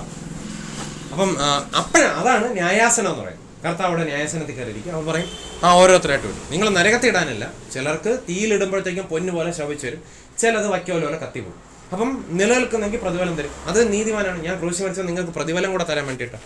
അപ്പം ദൂതന്മാരും അപ്പം പ്രതിഫലം വാങ്ങിക്കാൻ പോയല്ലേ, വാളുടെ ബസ് എന്ന് പറഞ്ഞിട്ട് എന്ത് ചെയ്യും? അത് കർത്താവ് ഒരാളുടെ നീ മെനിങ്ങാന്ന് നിന്റെ അച്ഛൻ്റെ അടുത്ത് വഴക്കുണ്ടാക്കി, അമ്മയടുത്ത് വഴക്കുണ്ടാക്കി, അതൊക്കെ കർത്താവ് ക്ഷമിച്ചു. കാരണം അത് വിട്, അത് ക്രൂശി മരിച്ചതോട് കഴിഞ്ഞല്ലേ, അതെല്ലാം കത്തിയും പോയല്ലോ, ഞാൻ ക്ഷമിച്ചല്ലോ. അവൻ ചെയ്ത പക്ഷെ ട്രാക്ട് കൊടുത്തതിന് പ്രതിഫലം. അപ്പോൾ ദൂതൻ ചിന്തിക്കും, ആര് പറഞ്ഞ്? ദൂതൻ ഞാൻ പറയാതെ തന്നെ അറിയാമല്ലോ, അത് ആ ട്രാക്ട് കൊടുത്തതിനുള്ള പ്രതിഫലമാണ്. അവൻ്റെ ആ മുത്തിൻ്റെ അവിടെ തിളങ്ങുന്നുണ്ട്, അത് ട്രാക്ട് കൊടുത്തത്. അപ്പോൾ ചുരുക്കി പറഞ്ഞാൽ എല്ലാവർക്കും പ്രതിഫലം കിട്ടില്ല. ഇനി ഒരു സദ്യ കഴിക്കാം, ഇനി 1000 ആണ്ട് വായിച്ച താഴെയുണ്ട്, ഇനി ഭരണമുണ്ട്. അപ്പോൾ താഴോട്ട് വരും. നിങ്ങളാരും നരകത്തിൽ പോകേണ്ടവരല്ല. പക്ഷെ ചിലർക്ക് സൂര്യൻ്റെ തേജസ് വേറെ, ചന്ദ്രൻ്റെ തേജസ് വേറെ, നക്ഷത്രങ്ങളുടെ തേജസ് വേറെ, മത്സ്യങ്ങളുടെ മാംസം വേറെ, പിന്നെ മൃഗങ്ങളുടെ മാംസം വേറെ, ഇഴജാതികളുടെ മാംസം വേറെ, ഓരോന്നും പ്രത്യേക തേജസ്സാണ്. എല്ലാവരും ഗ്രൂപ്പായിട്ടല്ല തേജസ്കരിക്കണം. ഒരു ചർച്ചിനെ മൊത്തം എന്നാ പിടിച്ചു. ഇത് മൊഡോമോൾ സഭയ്ക്ക് മൊത്തമുള്ള തേജസ്, ഇത് ട്രൂത്ത് ഫൈറ്റേഴ്സിന് മാത്രമുള്ള തേജസ്, ഇത് സെബാസ്റ്റ്യൻ മന്നക്കലിൻ്റെ വീട്ടുകാർക്ക് മൊത്തത്തിലുള്ള തേജസ് എന്നല്ല കൊടുക്കും. സെബാസ്റ്റ്യൻ മന്നക്കലിനെ വിളിക്കുമ്പോഴത്തേക്കും വരും. ഇത്രയും വീഡിയോസൊക്കെ ചെയ്തല്ലേ മുസ്ലിങ്ങൾക്ക്, പറയും അതിന് ഒരു പ്രത്യേക തേജസ് കൊടുക്കും. ഇനി അപ്പം തിമോത്തിയാണ് അദ്ദേഹത്തിന് പറയാം. മോനെ ഞാൻ വിളിച്ചില്ലല്ലോ, മോനെ വിളിക്കേണ്ട സമയത്ത്. അപ്പം മോനുള്ള തേജസ് വേറെ, അപ്പനുള്ള തേജസ് വേറെ. പക്ഷെ അവരെ നരകത്തിടാൻ വേണ്ടിയിട്ടല്ല കർത്താവ് എന്ത് ചെയ്യുന്നത്. അവിടെ അങ്ങനെ ഒരു ന്യായാസനം വെച്ചേക്കും. ന്യായവിധിയെല്ലാം ക്രൂശിൽ ഉയർപ്പോട് കൂടിയ ന്യായവിധിയെല്ലാം കഴിഞ്ഞു. എന്നാൽ ക്രിസ്തുവിനെ രക്ഷകനും കർത്താവായിട്ട് അംഗീകരിക്കാത്ത വ്യക്തികൾക്ക് ഈ പ്രത്യാശയില്ല. എന്ന് വെച്ച് കഴിഞ്ഞാൽ എന്താണ്? ശരിക്കും പറഞ്ഞു കഴിഞ്ഞാൽ അത് ഈ സ്വാതന്ത്ര്യത്തിന് നേരെ ഓപ്പോസിറ്റാണ്.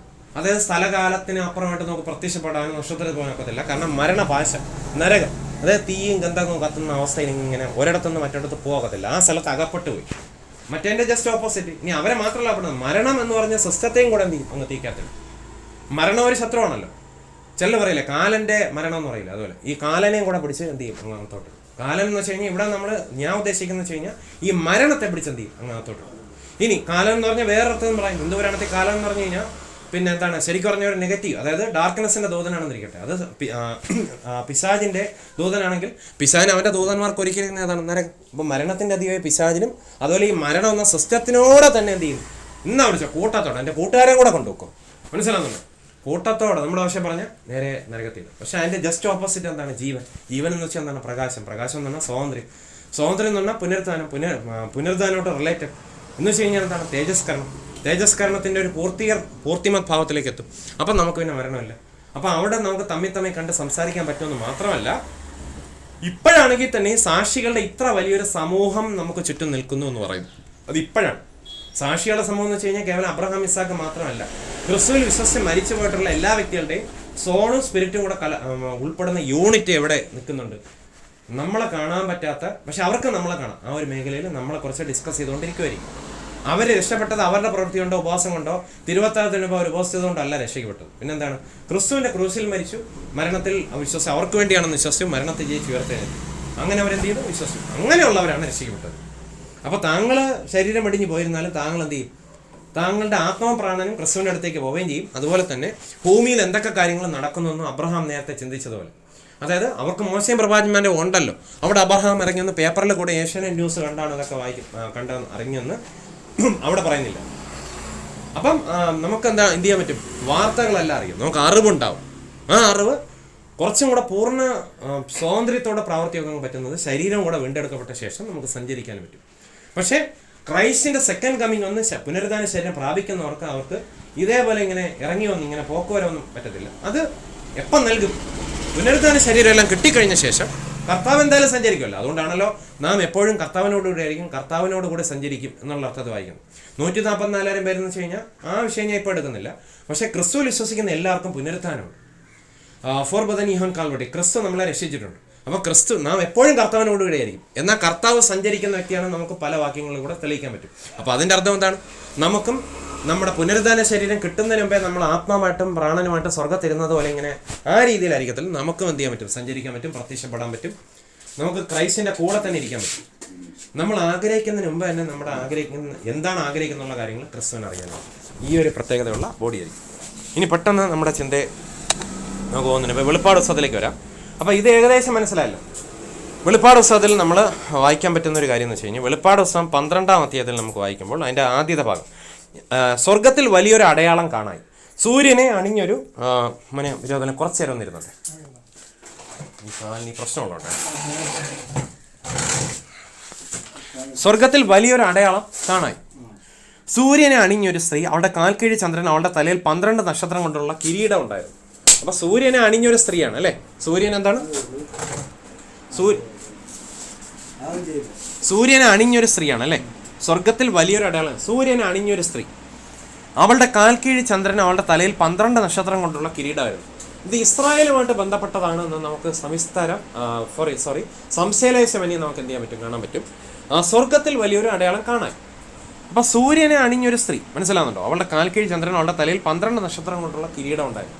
താഴെ നമ്മൾ വായിക്കുമ്പോൾ, അവൾ ഗർഭിണിയെ നോവ് കെട്ടി വേദനപ്പെട്ട് നിലവിളിച്ചു. ഇനി അടുത്ത ഭാഗമാണ് കുറച്ച് പ്രധാനം. നമുക്ക് അതിൻ്റെ അടുത്ത ഭാഗങ്ങൾ വായിക്കാം. ഞാൻ ഒരു കാര്യം ആദ്യമേ പറഞ്ഞല്ലോ, ക്രിസ്തുവിൻ്റെ സ്നേഹത്തിൽ ഇത് മനസ്സിൽ ധരിച്ചുകൊണ്ട് വേണം നമ്മൾ ഇരിക്കേണ്ടത്. ചിലർ പറയുന്നു അങ്ങ് അന്യഗ്രഹ ജീവികൾ, അങ്ങ് എന്തോ ആന സംഭവമാണ്. ഒന്നുമല്ല. നമ്മുടെ ഭാഷയെ പറഞ്ഞ, ഇപ്പം എൻ്റെ ഭാഷയെ പറഞ്ഞു കഴിഞ്ഞാൽ എന്താണ്, നമുക്കൊരു സ്വാതന്ത്ര്യം തന്നോളൂ, നമുക്കൊരു അതോറിറ്റി തന്നു. എന്താ പറയണ്ട, നമ്മൾ ഭയപ്പെടേണ്ട യാതൊരു ആവശ്യമില്ല. തീരാറായി ഇത് പറഞ്ഞിട്ട്, ഇത് കഴിഞ്ഞിട്ട് ആശ്വാസം പറഞ്ഞിട്ട്. അപ്പം എന്താ പറയണ്ട, ഭയമല്ല ജീവിക്കും, ഒരു ചുക്കുമില്ല. ഈ അന്യഗ്രഹ ജീവികളെ നമ്മൾ ഒരു ചുക്കും ചെയ്യത്തില്ല.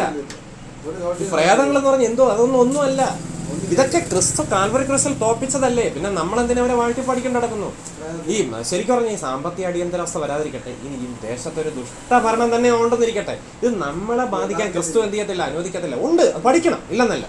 ഞാൻ നേരത്തെ പറഞ്ഞല്ലോ, ഞാൻ വരുന്നതിന് മറുനാടൻ്റെ അത് കാണിച്ചതിനാണ്. അത് അറിയണം, നമുക്ക് ചുറ്റോട്ടം നടക്കുന്ന കാര്യങ്ങൾ. പിന്നെ അതുപോലെ തന്നെ നമുക്ക് ചുറ്റുമുള്ള ആളുകളുടെ സന്തോഷം നമ്മൾ റിഫ്ലക്റ്റ് ചെയ്യും. ദുഃഖം നമ്മൾ മനുഷ്യരാണ്. പക്ഷേ ആ ദുഃഖങ്ങളൊന്നും നമ്മളെ ബാധിച്ച് നമ്മളെ പിടിച്ച് വലിക്കത്തില്ല. കാരണം ഗ്രാവിറ്റിയേക്കാളും വലുതാണ് എയറോപ്ലെയിൻ. ഇപ്പം നമുക്ക് ദാഹിക്കുന്നെങ്കിൽ നമുക്ക് ജ്യൂസ് മാത്രമേ കുടിക്കാവുന്നുണ്ടോ? നമുക്ക് ഏതെങ്കിലും പൈപ്പ് വെള്ളം കുടിച്ചാൽ പോരെ? വീട്ടിൽ എത്തിയിട്ട് വെള്ളം ചൂടാക്കി കുടിക്കുക, എന്നിട്ട് ഉള്ളത് വേവിച്ച് കഴിക്കുക. ഇനി ഒരു സന്തോഷാർത്ഥം കൂടെ പറയട്ടെ, ഈ നൂറ്റാണ്ട് തീരുന്നതിന് മുമ്പേ ആകെപ്പാടെ 4020 ഞായറാഴ്ച കൂടെ മാത്രമേ നിലവിലുള്ളൂ. ഈ 77 വർഷം എന്ന് വെച്ചാൽ 4020 മാസം. അതാണ് ഉള്ളത് പിണറായി വിജയനാണ്. അതിനു മുമ്പേ നമ്മളിരിക്കുന്ന പലരുടെയും കാര്യങ്ങൾക്കൊക്കെ എന്ത് ചെയ്യും, ഒരു സന്തോഷ തീരുമാനങ്ങൾ ഉണ്ടാവും. പലരും നമുക്ക് പണ്ട് എൻ്റെ കൂടെ ഇരുന്ന തങ്കച്ചൻ മാസ്റ്റർ പറഞ്ഞിട്ടുണ്ട്, പല ആളുകൾ ഈ ഭൂമി വിട്ടുപോയി. സന്തോഷമാണ് എനിക്കതിൽ. വിജയൻ മാസ്റ്റർ പോയാൽ സന്തോഷം, കാരണം ഒരാൾ രക്ഷപ്പെട്ടു. അപ്പം കഴിഞ്ഞ ആഴ്ച നമ്മൾ സ്റ്റാൻലി പോയി, സന്തോഷം, ഒരാളും കൂടെ രക്ഷപ്പെട്ടു. എനിക്ക് സന്തോഷമാണ് തോന്നുന്നത്. കാരണം ഈ ഭൂമിയിൽ ജോലിയില്ലാതെ ഇങ്ങനെ കിടന്ന് അങ്ങോട്ടും ഇങ്ങനെ നോക്കി നിന്നിട്ട് എന്ത് കിട്ടാന്? അതിനേക്കാളും ഭേദം പുള്ളിക്ക് അവിടെ സന്തോഷിക്കാം. പിന്നെ കഴിഞ്ഞ ആഴ്ചയിൽ വേറെ വാർത്തയും കൂടെ കിട്ടും, വേറെ ആരും കൊണ്ട് മരിച്ചു. മനസ്സിലായില്ലേ? അപ്പം ഈ 3 പേര് എൻ്റെ ഭാഷയെ പറഞ്ഞ് അവർ എസ്കേപ്ഡ്, ഏതോ ജയിലിൽ നിന്ന് അവർ രക്ഷപ്പെട്ട പോലെയാണ് എനിക്ക് തോന്നുന്നത്. അപ്പം എനിക്ക് പിന്നെ അവിശ്വാസികൾ മരിച്ചാൽ ദുഃഖം ഉണ്ടാവും ഇല്ലെന്ന് പറഞ്ഞു. ഇനി കാര്യത്തിലേക്ക് വരാം. അപ്പം ശരിക്കും പറഞ്ഞു കഴിഞ്ഞാൽ വെളിപ്പാട് പുസ്തകത്തിൽ നമ്മൾ വായിക്കുമ്പോൾ നമുക്കിവിടെ കാണാൻ കഴിയും, നമ്മൾ ഗർഭിണിയെ നോവ് കെട്ടി വേദനപ്പെട്ട് നിലവിളിച്ചു. സ്വർഗ്ഗത്തിൽ മറ്റൊരു അടയാളം കാണാൻ. ഈ അന്യഗ്രഹ ജീവികളെന്ന് വെച്ചാൽ എന്താണ്? ഒരു കാര്യം നമ്മൾ പ്രത്യേകം ചിന്തിക്കണം. ഈ ശരിക്കും പറഞ്ഞു കഴിഞ്ഞാൽ റോമർക്കെഴുതിയ ലേഖനത്തിൽ നമുക്ക് വായിക്കുമ്പോൾ 8-ാം അധ്യായത്തിൻ്റെ അവസാന ഭാഗത്ത് നമുക്ക് ഇതിനൊന്നും എന്ത് ചെയ്യേണ്ട കാര്യമില്ല, പേടിക്കേണ്ട കാര്യമില്ല. നാമോ നമ്മെ സ്നേഹിച്ച മുഖാന്തരം ഇതിലൊക്കെയും പൂർണ്ണജയം പ്രാപിക്കും. അപ്പോൾ ചിന്തിക്കേണ്ടതാണ്, പ്രത്യേകിച്ച് ഒരു ചില സ്ഥലത്ത് പ്രാർത്ഥനയോ ശരിക്കും നമുക്ക് സന്തോഷമുണ്ട്, എല്ലാം നല്ലതാണ് തികഞ്ഞവരൊക്കെയും നമുക്കൊരു സ്ഥലത്ത് ഒരു കൂട്ടിവരവ് വരുമ്പം ചുറ്റുമുള്ള ശത്രു നമ്മളെ ഞെരുക്കോ, നമ്മുടെ കുടുംബത്തിൽ വല്ല പ്രശ്നം ഉണ്ടാവോ, അതിൻ്റെ എവിടെ ഒരു ചുക്കും അവന് ചെയ്യക്കത്തില്ല.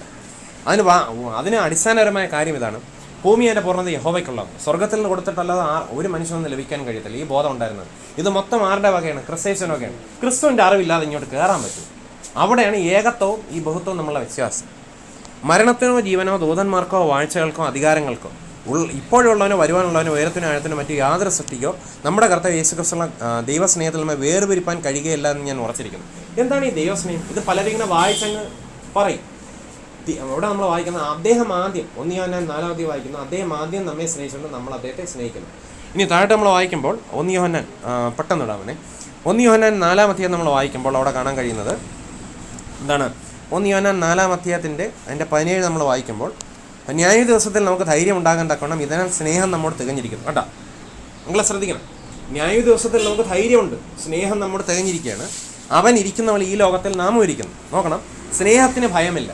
പലരും പറയും ക്രിസ്തുവിൻ്റെ സ്നേഹത്തിൽ നിന്ന് വരെ പിരിക്കാൻ കഴിയില്ല. അപ്പോൾ എന്താണ് ഈ സ്നേഹത്തിൻ്റെ സ്പെഷ്യാലിറ്റി?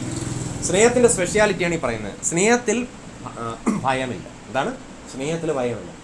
എല്ലാവർക്കും വ്യത്യസ്ത മിനിസ്ട്രിയാണ്, പക്ഷേ ഭയമില്ലാതിരിക്കണമെങ്കിൽ അതിനെന്തുണ്ടാവണം? സ്നേഹം ഉണ്ടാവണം. സ്നേഹം ഉള്ളതുകൊണ്ടാണ് ഭയമില്ലാത്തത്. അപ്പോൾ നമ്മളെ ഭാഷയെ പറഞ്ഞാൽ ഓടിപ്പോയാൽ 4020 ഞായറാഴ്ച തന്നെയല്ലേ. അപ്പോൾ നമ്മൾ എന്ത് സിമ്പിളായിട്ടിടാൻ പറയുന്നത്? എടാ അതാണ് സ്നേഹം. മനസ്സിലായില്ലേ? കുറച്ച് വെള്ളം പിടിച്ചോണ്ടോ. അതാണ് ഭയമില്ലാത്ത അവസ്ഥ, നിർഭയം. അപ്പം യഹോവയിൽ ആശ്രയിക്കുന്നവർക്ക് നിർഭയത്തുണ്ടാകുന്ന പറഞ്ഞാൽ എൻ്റെ അർത്ഥം നിർഭയം വരണമെങ്കിൽ സ്നേഹം വേണം. ഭയത്തിന് ദണ്ഡനമുണ്ട്. ഭയത്തിൻ്റെ പ്രത്യേകത എന്താണ്? ബന്ധനം അവിടെ എന്തോ കുഴിച്ചിട്ടേക്കുന്നു. അതുകൊണ്ട് ഇനി അനിയത്തിൻ്റെ കല്യാണം നടക്കില്ല, ചേച്ചിയുടെ കല്യാണം നടക്കത്തില്ല, അനിയൻ്റെ കല്യാണം നടക്കത്തില്ല, വീട് തകരും. പിണറായി വിജയൻ കൊമ്പും കൂടെ വന്നിട്ട് ഷൂസ് വന്നിട്ട് കുതിക്കും. എവിടെ പോണത്? ക്രിസ്തുവിൻ്റെ പെർമിഷൻ ഇല്ലാതെ ഇയാൾ എന്ത് ചെയ്യാൻ പോകുന്നത്? ഓടൻ്റെ വാട് മതി, നമ്മുടെ ഭാഷയിലും പറഞ്ഞാൽ മതി. അപ്പോൾ ഉള്ളതിനാൽ തികഞ്ഞ സ്നേഹം ഭയത്തെ പുറത്താക്കി കളയും. ഭയപ്പെടുന്നവൻ സ്നേഹത്തിൽ തികഞ്ഞവനല്ല. പക്ഷേ എങ്കിലും ആ ബലഹീനത അറിഞ്ഞതുകൊണ്ട് ക്രിസ്തു നമ്മളെ ചെയ്ത് എന്താണെന്ന് നോക്കാം. നമ്മളല്ല, ചിലർ പറയും ആദ്യ സ്നേഹം. എന്താണ് ഈ ആദ്യ സ്നേഹം? ആദ്യമായിട്ട് നമ്മളെ സ്നേഹിച്ചതാരാണ്? അവൻ ആദ്യം നമ്മെ സ്നേഹിച്ചതുകൊണ്ട് നാം സ്നേഹിക്കുന്നു. ഇതാണ് ആദ്യ സ്നേഹം. അല്ലാതെ ആദ്യകാലത്ത് നമ്മളെ സഭയിൽ പോയതോ അതൊന്നുമല്ല. ആദ്യ സ്നേഹം എന്ന് പറഞ്ഞാൽ എന്താണ്? അവൻ ആദ്യം നമ്മെ സ്നേഹിച്ചുകൊണ്ട് നാം സ്നേഹിക്കുന്നു. എപ്പോഴും സ്നേഹിച്ചു? ലോകത്തിൻ്റെ ആരംഭത്തിന് മുമ്പ് കർത്താവ് എന്ത് ചെയ്തു? ലോകം സ്ഥാപിക്കുന്നതിന് മുമ്പേ നമ്മളെ സ്നേഹത്തിൽ തിരഞ്ഞെടുത്തു. അതാണ് ആദ്യ സ്നേഹം. ആ ആദ്യ സ്നേഹം ക്രിസ്തു ക്രൂശിൽ കൂടെ നമുക്ക് വേണ്ടി മാനിഫെസ്റ്റ് ചെയ്ത് ഉയർത്തെഴുന്നേറ്റു. അതാണ് ആദ്യ സ്നേഹം. ആ ആദ്യ സ്നേഹത്തിൽ ഭയം ഉണ്ടോ? ഇല്ലല്ലോ. എല്ലാം നമ്മളെ ഭയമില്ലാതെ ഇല്ലേ? ആ സ്നേഹം നീ എന്ത് ചെയ്യണം? കണ്ടിന്യൂ ചെയ്യണം എന്നുള്ളതാണ് നിന്റെ ആദ്യ സ്നേഹം വിട്ടു പോയെന്നൊരു കുറവ് നിനക്കാണ്. അതാണ് ആദ്യ സ്നേഹം. ഈ പലരും ആദ്യ സ്നേഹം വിട്ടു എന്നാണ് ആദ്യം നീ 5 ദിവസം ഉപവസിക്കുകയാണ്. അതൊന്നുമല്ല എൻ്റെ പൊന്ന് പാസ്റ്റർ, അതൊന്നും അല്ല ആദ്യ സ്നേഹം. അതാണ് ഉപവാസമാണോ ഒരാളുടെ രക്ഷയുടെ ബേസ്? അല്ല. അവൻ ആദ്യം നമ്മെ സ്നേഹിച്ചതുകൊണ്ട് നാം സ്നേഹിക്കുന്നു. ഒരാൾ ഉപവസിക്കുന്നു, പ്രാർത്ഥിക്കുന്നു, അതൊക്കെ ക്രൈസ്തവന് നമ്മളെ പേഴ്സണൽ കാര്യമാണ്. ഒരാൾ മീശ എടുക്കുന്നതും മീശ വയ്ക്കുന്നതും ഇങ്ങനെ നീട്ടുന്നതും അതൊക്കെ വ്യക്തിപരമായ കാര്യം. അത് ഇതിൻ്റെ കൂടെ കൂട്ടിക്കുഴയ്ക്കാതെ, ഒരാൾ കുപ്പിയോളം ഇടുന്നതും പൊട്ടുകൊടുന്നതും അതൊക്കെ വ്യക്തിപരമായ കാര്യം. അത് കൂട്ടിക്കുഴയ്ക്കാതെ അവരാരെ വിവാഹം കഴിക്കണമെന്ന് അവരല്ലാതെ പിന്നെ നമ്മളാണ് തീരുമാനിക്കേണ്ടത്.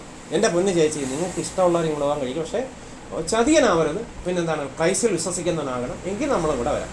മനസ്സിലായില്ലേ? പിന്നെ വേറെ ഭാര്യ ഉള്ളവന് എങ്കിൽ നമ്മൾ എല്ലാ സപ്പോർട്ടും ചെയ്യാം. എവിടെ ചേച്ചി കല്യാണം? ഇവിടെ കാഞ്ഞിരംപാറ വെച്ചാണ് മരുന്ന് കല്യാണം. അപ്പോൾ ചേച്ചി ആദ്യം വിട്ടോ, ഇതാ റിസപ്ഷൻ സമയം ഞാൻ ഈ ഷൂസ് ഇടേണ്ട പാടേ ഉള്ളൂ, എല്ലാ സൗകര്യങ്ങളും ചെയ്തുതരും. മറുവീടിന് പോകുമ്പോൾ കരയുന്ന ഒരു പരിപാടിയുള്ളത്, അതൊക്കെ നമ്മളേറ്റ് ധൈര്യമായിട്ട് പോകണം. ആളുടെ അവസ്ഥ ചേച്ചി കുറച്ച് കാച്ചിലും കൂടെ കഴിച്ചോണ്ടാണ്. അവിടെ നിൽക്കുമ്പം ആളുകളൊക്കെ വരുമ്പോൾ ചേച്ചിക്ക് കഴിക്കാൻ സമയത്തില്ല, കുറച്ച് മോളോട് ഇങ്ങോട്ട് വേറെട്ടാച്ച് മോനെ പെട്ടെന്ന് കൊണ്ടുപോടാ, എനിക്ക് വയറുവശക്കുന്ന കഴിക്കുകയും ചെയ്യാം, അതല്ലേ തന്നത്. അപ്പം അങ്ങനെ അതൊക്കെ വ്യക്തിപരമായ കാര്യം, ആരെ വിവാഹം കഴിക്കണം എന്നുള്ളത്. ഇങ്ങോട്ടൊക്കെ അവൻ ആദ്യം നമ്മെ സ്നേഹിച്ചുകൊണ്ട് നാം സ്നേഹിക്കും. ഇനി വെളിപ്പാട് പുസ്തകത്തിലേക്ക് വരുമ്പോൾ ഒരു കാര്യം കൂടെ പറഞ്ഞിട്ട് നമുക്ക് തീർത്തിട്ട് ആശീർവാദം പറഞ്ഞിട്ട് നിർത്താം. അതാണ് നമ്മൾ പറഞ്ഞുകൊണ്ടിരുന്നത്. വെളിപ്പാട് പുസ്തകത്തിൽ നമ്മൾ വായിക്കുമ്പോൾ വെളിപ്പാട് പുസ്തകം 12-ാം അധ്യായത്തിൻ്റെ 3-ാം വാക്യം. അപ്പോൾ ഇതിൽ നിന്നൊരു കാര്യം മനസ്സിലായി. ഇനി പറയാൻ പോകുന്ന ഈ പുള്ളീനെ, അതായത് വെളിപ്പാട് പുസ്തകത്തിൽ നമ്മൾ വായിക്കുമ്പോൾ ഇനി പറയാൻ പോകുന്ന ഒരു പുള്ളിയുണ്ട്. ആ പുള്ളീനെ കുറിച്ച് നിങ്ങൾ എന്താണ് പേടിക്കാതിരിക്കാൻ വേണ്ടിയിട്ടാണ് ഇത് പറയുന്നത്. അതുകൊണ്ടാണ് ആദ്യമേ റോമർക്കെഴുതിയ ലേഖനം 8-ാം അധ്യായത്തിൻ്റെ 39 നമ്മൾ പോയത്. 1 യോഹന്നാൻ 4-ന്റെ 17-18 നമ്മൾ പോയത്. സ്വർഗത്തിൽ മറ്റൊരു അടയാളം കാണായി. ഇങ്ങോട്ട് നോക്കൂ, ഈ പുള്ളിയെ പറ്റി പറയുമ്പോൾ പേടിക്കല്ല. അതുകൊണ്ട് 7 തലയും 10 കൊമ്പും തലയിൽ 7 മുടിയുമായി തീ നിറമുള്ളൊരു മഹാസർപ്പം. നല്ല പേടിയൊന്നും ഉണ്ടായില്ല. കാരണം എന്തോ അതിനേക്കാളും വലുതല്ല സ്നേഹം. അപ്പോൾ ഈ പുള്ളിയാണോ വലുത്, സ്നേഹമാണോ? അതുകൊണ്ടാണ് പൗലോസ് ഇങ്ങോട്ട് ചെയ്തത്, ഈ സ്നേഹത്തിൽ വേർപിരിക്കാൻ പറ്റില്ല. അപ്പോൾ ഇനി പറ, ഇതാണോ വലുത്, സ്നേഹമാണോ വലുത്? ഈ പുള്ളിക്ക് എന്ത് ചെയ്യാൻ പറ്റും? നമ്മളെ ഒരു ചുക്കും ചെയ്യാൻ പറ്റത്തില്ല. നീ ഒരു ചുക്കും ചെയ്യത്തില്ലടാ, ഞാൻ മുടവമൂളിൽ കൂടെ തന്നെ പോകും. ഒരു ചുക്കും നീ ചെയ്യത്തില്ല. ഈ ഷൂസ് ഇട്ടുകൊണ്ട് ഈ ഇടവഴി കൂടെ തന്നെ ഞാൻ കരുതും. നീ ഒരു ചുക്കും ചെയ്യില്ല. എൻ്റെ കുടുംബത്തെ ആവട്ടെ, കുട്ടുമോനാവട്ടെ, എൻ്റെ ഫ്രണ്ട്സിനാവട്ടെ, നീ ഒരു ചുക്കും ചെയ്യുമെന്നറിയാം. ഞാൻ വരെ ഉപവാസം വയ്ക്കേണ്ടത് നമ്മൾ പോലും വേണ്ട. നിന്റെ പാട് നോക്കി പോടെ എന്നൊരു ആട്ടം എടുത്ത് അവനും ചെയ്യാൻ പറ്റത്തില്ല. അവന് കീഴ്പ്പെട്ടോ, അയ്യോ ഇത് പ്രസംഗിച്ച് കഴിയുമ്പോൾ 5 നാൾക്കകം നിന്റെ വായിക്കാത്ത മറ്റേ എന്തോ വായിക്കാത്ത നമ്മൾ പറയും, ഹലോ എന്താ പറയുക, അവൻ ഒന്നുമല്ല. അവൻ്റെ വായിക്കാത്ത അവൻ്റെ പണി, അവൻ്റെ ചെവിയെന്ന് വിളിക്കോ, അവൻ്റെ പ്രവർത്തനം ഇന്നത്തോടുകൂടി ഏതാണ്ട് കൗണ്ട് ഡൗൺ തുടങ്ങി. ആ വേവലത അവനുണ്ട്, പക്ഷെ എനിക്കില്ല. എത്ര ഭയമില്ലാതാണ് ഇരിക്കുന്നത് നോക്ക്. അപ്പോൾ ഇതാണ് നമ്മൾ ചിന്തിച്ചത്. ഈ പുള്ളി ആരാണെന്ന്, ഈ പുള്ളിയിൽ നിന്നുള്ള രക്ഷ ഏതാണ്ട് വന്നു കഴിഞ്ഞു. ഇങ്ങനെ ഒരു നിർഭയത്വം ഉണ്ടായിരുന്നു. ഇതാണ് രക്ഷ. രക്ഷ എന്ന് പറഞ്ഞാൽ എന്താണ്? രക്ഷയെക്കുറിച്ചുള്ള ബോധം. ഈ ബോധം വേണമെന്ന്.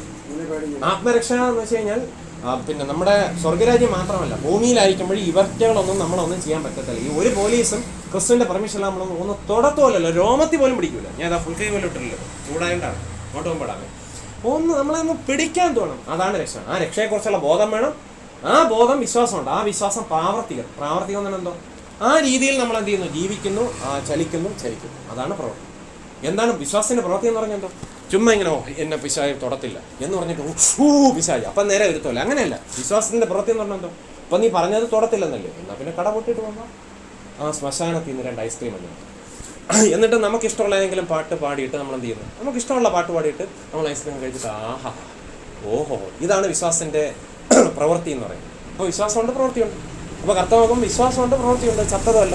കാരണം അവൻ വിശ്വസ്ത പോലെ തന്നെയാണ് അവൻ പ്രവർത്തിക്കുന്നത്. കാരണം എന്തോ? ഭയമില്ലാതെ ജീവിക്കുന്നു. അതൊരു പ്രവർത്തനമാണ്. അപ്പോൾ കർത്താവ് മാർക്ക് പറയും, നിനക്ക് മാർക്കുണ്ട്.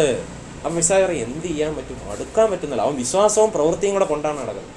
മാത്രമല്ല ഈ കേട്ട കാര്യങ്ങൾ അവൻ്റെ ലൈഫിലും പത്രത്തിലെ കാര്യങ്ങളും മറുനാടൻ സാധ്യം അതുപോലെ തന്നെ പറഞ്ഞു, ഇതെല്ലാം തമ്മി എന്ത് കണക്ട് ചെയ്തിട്ട് അതനുസരിച്ചാണ് ജീവിക്കുന്നത്. ഒന്നും തൊടാൻ പറ്റുന്നില്ല.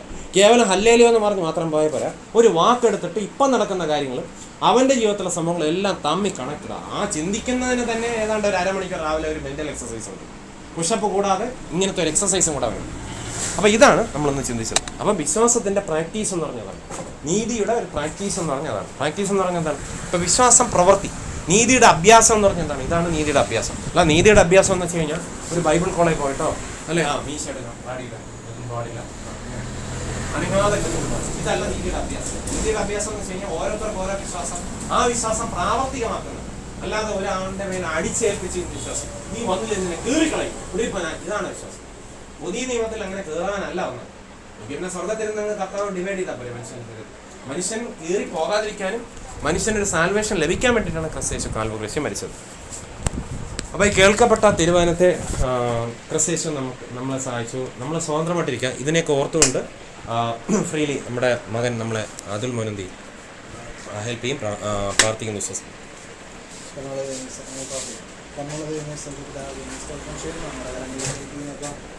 അപ്പോൾ അതിൽ നിന്ന് യാദൃശ്യമായിട്ട് കഴിഞ്ഞ ആഴ്ച യാദൃശ്യമായിട്ട് ഈ വഴി പോകുമ്പോൾ ഇതിലും നല്ല വചനങ്ങളൊക്കെ എടുക്കുവാനും നല്ല ആത്മീയമായിട്ട് കുറേ അറിവുകൾ കൊടുക്കാൻ പറ്റുവാനും ചെയ്യുന്നു. ദൈവത്തിൻ്റെ ആത്മാവിൻ്റെ അഭിഷേകം അപ്പോൾ ഞങ്ങളിലേക്ക് ലഭിക്കാൻ തക്കവണ്ണം ഈ പറഞ്ഞതുപോലെ സ്വർഗത്തിൽ ആരെയും വിലക്കേട്ടില്ല. കർത്താവ് പറഞ്ഞത് ഇപ്രകാരം മാത്രമാണ്, വെള്ളം കിടക്കുന്നത് സ്നാനപ്പെടുവാൻ മനസ്സിന് സ്നാനപ്പെടുക, വെള്ളം ആരെയും വിലക്കുന്നില്ല എന്നാണ് പറയുന്നത്. അതിനാൽ വാസ്തവത്തിന് വിലക്കപ്പെടാത്ത ഒരു നിലയുണ്ടെങ്കിൽ അത് കർത്താവായ യേശു മാത്രമാണ്. അപ്പോൾ അതിനാൽ ഞങ്ങൾക്ക് ഓരോരുത്തർക്കും അപ്പോൾ ആരെയും ഫോഴ്സ് ചെയ്ത് അല്ലെങ്കിൽ നിർബന്ധിച്ച് ഞങ്ങൾ അത് നിങ്ങൾ പ്രത്യേക നിങ്ങൾ ആരാധനാത്തിൽ വരണം, ക്രിസ്ത്യാനിയാകണം എന്നൊരു മതം മാറ്റണോ അല്ലെങ്കിൽ മതം മാറ്റലോ അല്ല. അപ്പോൾ മനസ്സിൻ്റെ രക്ഷ, ഒരു മനുഷ്യൻ്റെ രക്ഷ എന്താണ് അത് മറ്റുള്ളവർക്ക് പറഞ്ഞു കൊടുക്കുവാൻ തക്കവണ്ണം ഞങ്ങളുടെ ഇടയിലേക്ക് അപ്പോൾ അങ്ങ് ഞങ്ങളെ അയച്ചതിനകത്ത് മറ്റൊരു ജനങ്ങളുടെ ഇടയിലേക്ക് അയച്ചതിനകത്ത് നന്ദി പറയുന്നു. അപ്പോൾ സ്തോത്രം ചെയ്യുന്നു. അവൻ്റെ രക്ഷ നിൻ്റെ വിശ്വാസം പോലെ നിനക്ക് ഭവിക്കട്ടെ എന്ന് പറയുവാൻ കർത്താവ് ഇടയായി തീർന്നു. അപ്പോൾ സ്തോത്രം ചെയ്യുന്നു. ഒരു പക്ഷാഘാതക്കാരനെ അവന് പാസ്റ്റർ ഒരു കുരുടനെ അവൻ്റെ ആ രോഗത്തിൽ നിന്ന് അല്ലെങ്കിൽ ആ കുരുടൻ്റെ കാഴ്ച അവൻ്റെ കണ്ണിൽ കിട്ടിയ കാഴ്ച പോലെ കണ്ണിൽ കൊടുത്ത കാഴ്ച പോലെ വാസ്തവം ചെയ്യുന്നു അവൻ്റെ വിശ്വാസത്താൽ അത് ലഭിച്ചത് വിടുതലാണ് പാസ്റ്റർ അല്ലെങ്കിൽ വിശ്വാസത്താൽ അവന് ലഭിച്ച ഒരു പ്രവൃത്തിയാണ് പ്രകാരം കാണുവാൻ തക്കവണ്ണം ഞങ്ങൾക്ക് വിശ്വാസത്തിൽ വളർന്നു വരുവാൻ തക്കവണ്ണം ഇടയാക്കി മാറണം. ഞങ്ങൾ തെറ്റിപ്പോകാതെ വഴി തെറ്റിപ്പോകാതെ വേണം ദൈവത്തിൽ ആശ്രയം വെച്ച് നടക്കുവാൻ തക്കവണ്ണം ഞങ്ങൾ ഒരുക്കുമാറാകണമേ പ്രാർത്ഥിക്കുന്നു. അനേക വ്യക്തി ജീവിതങ്ങൾ ദൈവവചനത്തിൽ ആശ്രയം വെച്ച് ജീവിക്കുന്നുണ്ട്. ഇനിയും അപ്രകാരം തന്നെ ജീവിക്കാൻ തക്കവണ്ണം ദൈവത്തെ അറിയാത്തവരും ദൈവത്തെ അറിയുവാൻ തക്കവണ്ണം ഇടയാക്കി മാറണമേ. സ്തോത്രം ചെയ്യുന്നു. മതപരമായിട്ടുള്ളൊരു പ്രവർത്തനമായി ഞങ്ങൾ നടത്തുന്നതല്ല, ദൈവത്തിൻ്റെ ആലയത്തിന് വേണ്ടിയിട്ട്. അപ്പോൾ സ്തോത്രം ചെയ്യുന്നു. ദൈവസന്നിധിയിലേക്ക് കടന്നു വരുവാൻ, ക്രിസ്തുവിലേക്ക് കടന്നു വരുവാൻ തക്കവണ്ണം ദാസനിൽ നിന്ന് കേട്ട വചനം പോലെ ക്രിസ്തുവിലേക്ക് രക്ഷ പ്രാപിപ്പാൻ തക്കവണ്ണം ഞങ്ങൾ ഓരോരുത്തരെയും നടത്തുമാറാണ് പ്രാർത്ഥിക്കുന്നു. ഞങ്ങളുടെ കരങ്ങളിലേക്ക് ഏൽപ്പിക്കുന്നു, സമ്പൂർണ്ണമായ കരങ്ങളിലേക്ക് ഏൽപ്പിക്കുന്നു. യേശു ക്രിസ്തു നാമത്തിൽ തന്നെ ക്രിസ്തു നമ്മളെ സഹായിക്കട്ടെ. കർത്താവായ ക്രിസ്തു ഇത്രത്തോളം നമ്മളെ സഹായിച്ചു. കർത്താവ് യേശു ക്രിസ്തു നമുക്ക് നന്ദി പറയുന്നതിന് മുമ്പ് ക്രിസ്തു നമ്മളെ അനുഗ്രഹിച്ചു. മനസ്സിലാവുന്നുണ്ടോ? നമ്മൾ സ്വതന്ത്രരാണ്. ഇവിടെ നമുക്ക് വായിക്കുന്നത്, സൺ നിങ്ങൾക്ക് സ്വാതന്ത്ര്യം വരുത്തിയാൽ നിങ്ങൾ സാക്ഷാൽ സ്വതന്ത്രരാകും. വീഴാതെ വണ്ണം നിങ്ങളെ സൃഷ്ടി ആശീർവാദമാണ്. തൻ്റെ മഹിമാസന്നിധിയിൽ കളങ്കമില്ലാത്ത ആനന്ദത്തോടെ നിർത്തുവാൻ ശക്തിയുള്ളവന് നമ്മുടെ കർത്താവായ യേശു ക്രിസ്തു മുഖാന്തരം നമ്മുടെ രക്ഷിത ഏകദൈവത്തിന് സർവ്വകാലത്തിനു മുമ്പും ഇപ്പോഴും സദാകാലത്തോളം തേജസ്സും മഹിമയും ബലവും അധികാരം ഉണ്ടാവട്ടെ. ആമേൻ. ക്രിസ്തു നമ്മളെ എന്ത് ചെയ്തു? നമ്മുടെ കർത്താവ് യേശു ക്രിസ്തു നമ്മളെ രക്ഷിക്കുന്നതാണ്. ഈ ബോധ്യം നമുക്കുണ്ട്. ഈ വചനം വായിക്കുമ്പോൾ തന്നെ നമുക്ക് മനസ്സിലാക്കാൻ കഴിയുന്നതാണ്. അതുകൊണ്ട് പറഞ്ഞിട്ട് നിർത്താം. നമ്മൾ ആശീർവാദം പറഞ്ഞു, പക്ഷെ അതൊന്ന് ചിന്തിക്കണം. മനസ്സിലാവുന്നുണ്ടോ? ആശ്രയിപ്പിച്ചു വീഴാതെ വണ്ണം നിങ്ങളെ സൂക്ഷിച്ച് തൻ്റെ മഹിമാസന്നിധിയിൽ കളങ്കമില്ലാത്തൊരു ആനന്ദത്തോടെ നിർത്തുവാൻ ശക്തിയുള്ളവനും നമ്മുടെ കർത്താവ് യേശു ക്രിസ്തു മുഖാന്തരം നമ്മുടെ രക്ഷിത ഏകദൈവത്തിന് എന്നെ സർവ്വകാലത്തിന് മുമ്പ് ഇപ്പോഴും സദാകാലത്തോളം തേജസ്സും മഹിമയും ബലവും അധികാരം ഉണ്ടാവട്ടെ. ആമേൻ. ക്രിസ്തു എന്ത് ചെയ്തു? നമ്മളെ ദുഷ്ടതയിൽ നിന്നും തിന്മയിൽ നിന്നൊക്കെ വിടുവിച്ചു. അപ്പോൾ കർത്താവിനോട് നമുക്കൊരു താങ്ക്ഫുൾ ഹാർട്ട് ഉണ്ടായിരുന്നു. ക്രിസ്തു നമ്മളെ സഹായിക്കട്ടെ. ഈ ക്രിസ്തു എന്താണ് നമുക്ക് ജയം തന്നു, നമുക്ക് വിശ്വാസമുണ്ട്, നമുക്ക് മുന്നേറാം. കർത്താവ് യേശു ക്രിസ്തു മുഖാന്തരം ജയം നൽകുന്ന ദൈവത്തിന് താങ്ക്സ് ഫോർ ബദനിയും വേണ്ടി. അല്ലെങ്കിൽ ക്രിസ്തു നമ്മളെ രക്ഷിച്ചു. ഈ വിശ്വാസം നമുക്ക് എന്ത് ചെയ്യാം? മുന്നേറാം, നമുക്ക് ജീവിതം തുടരാം.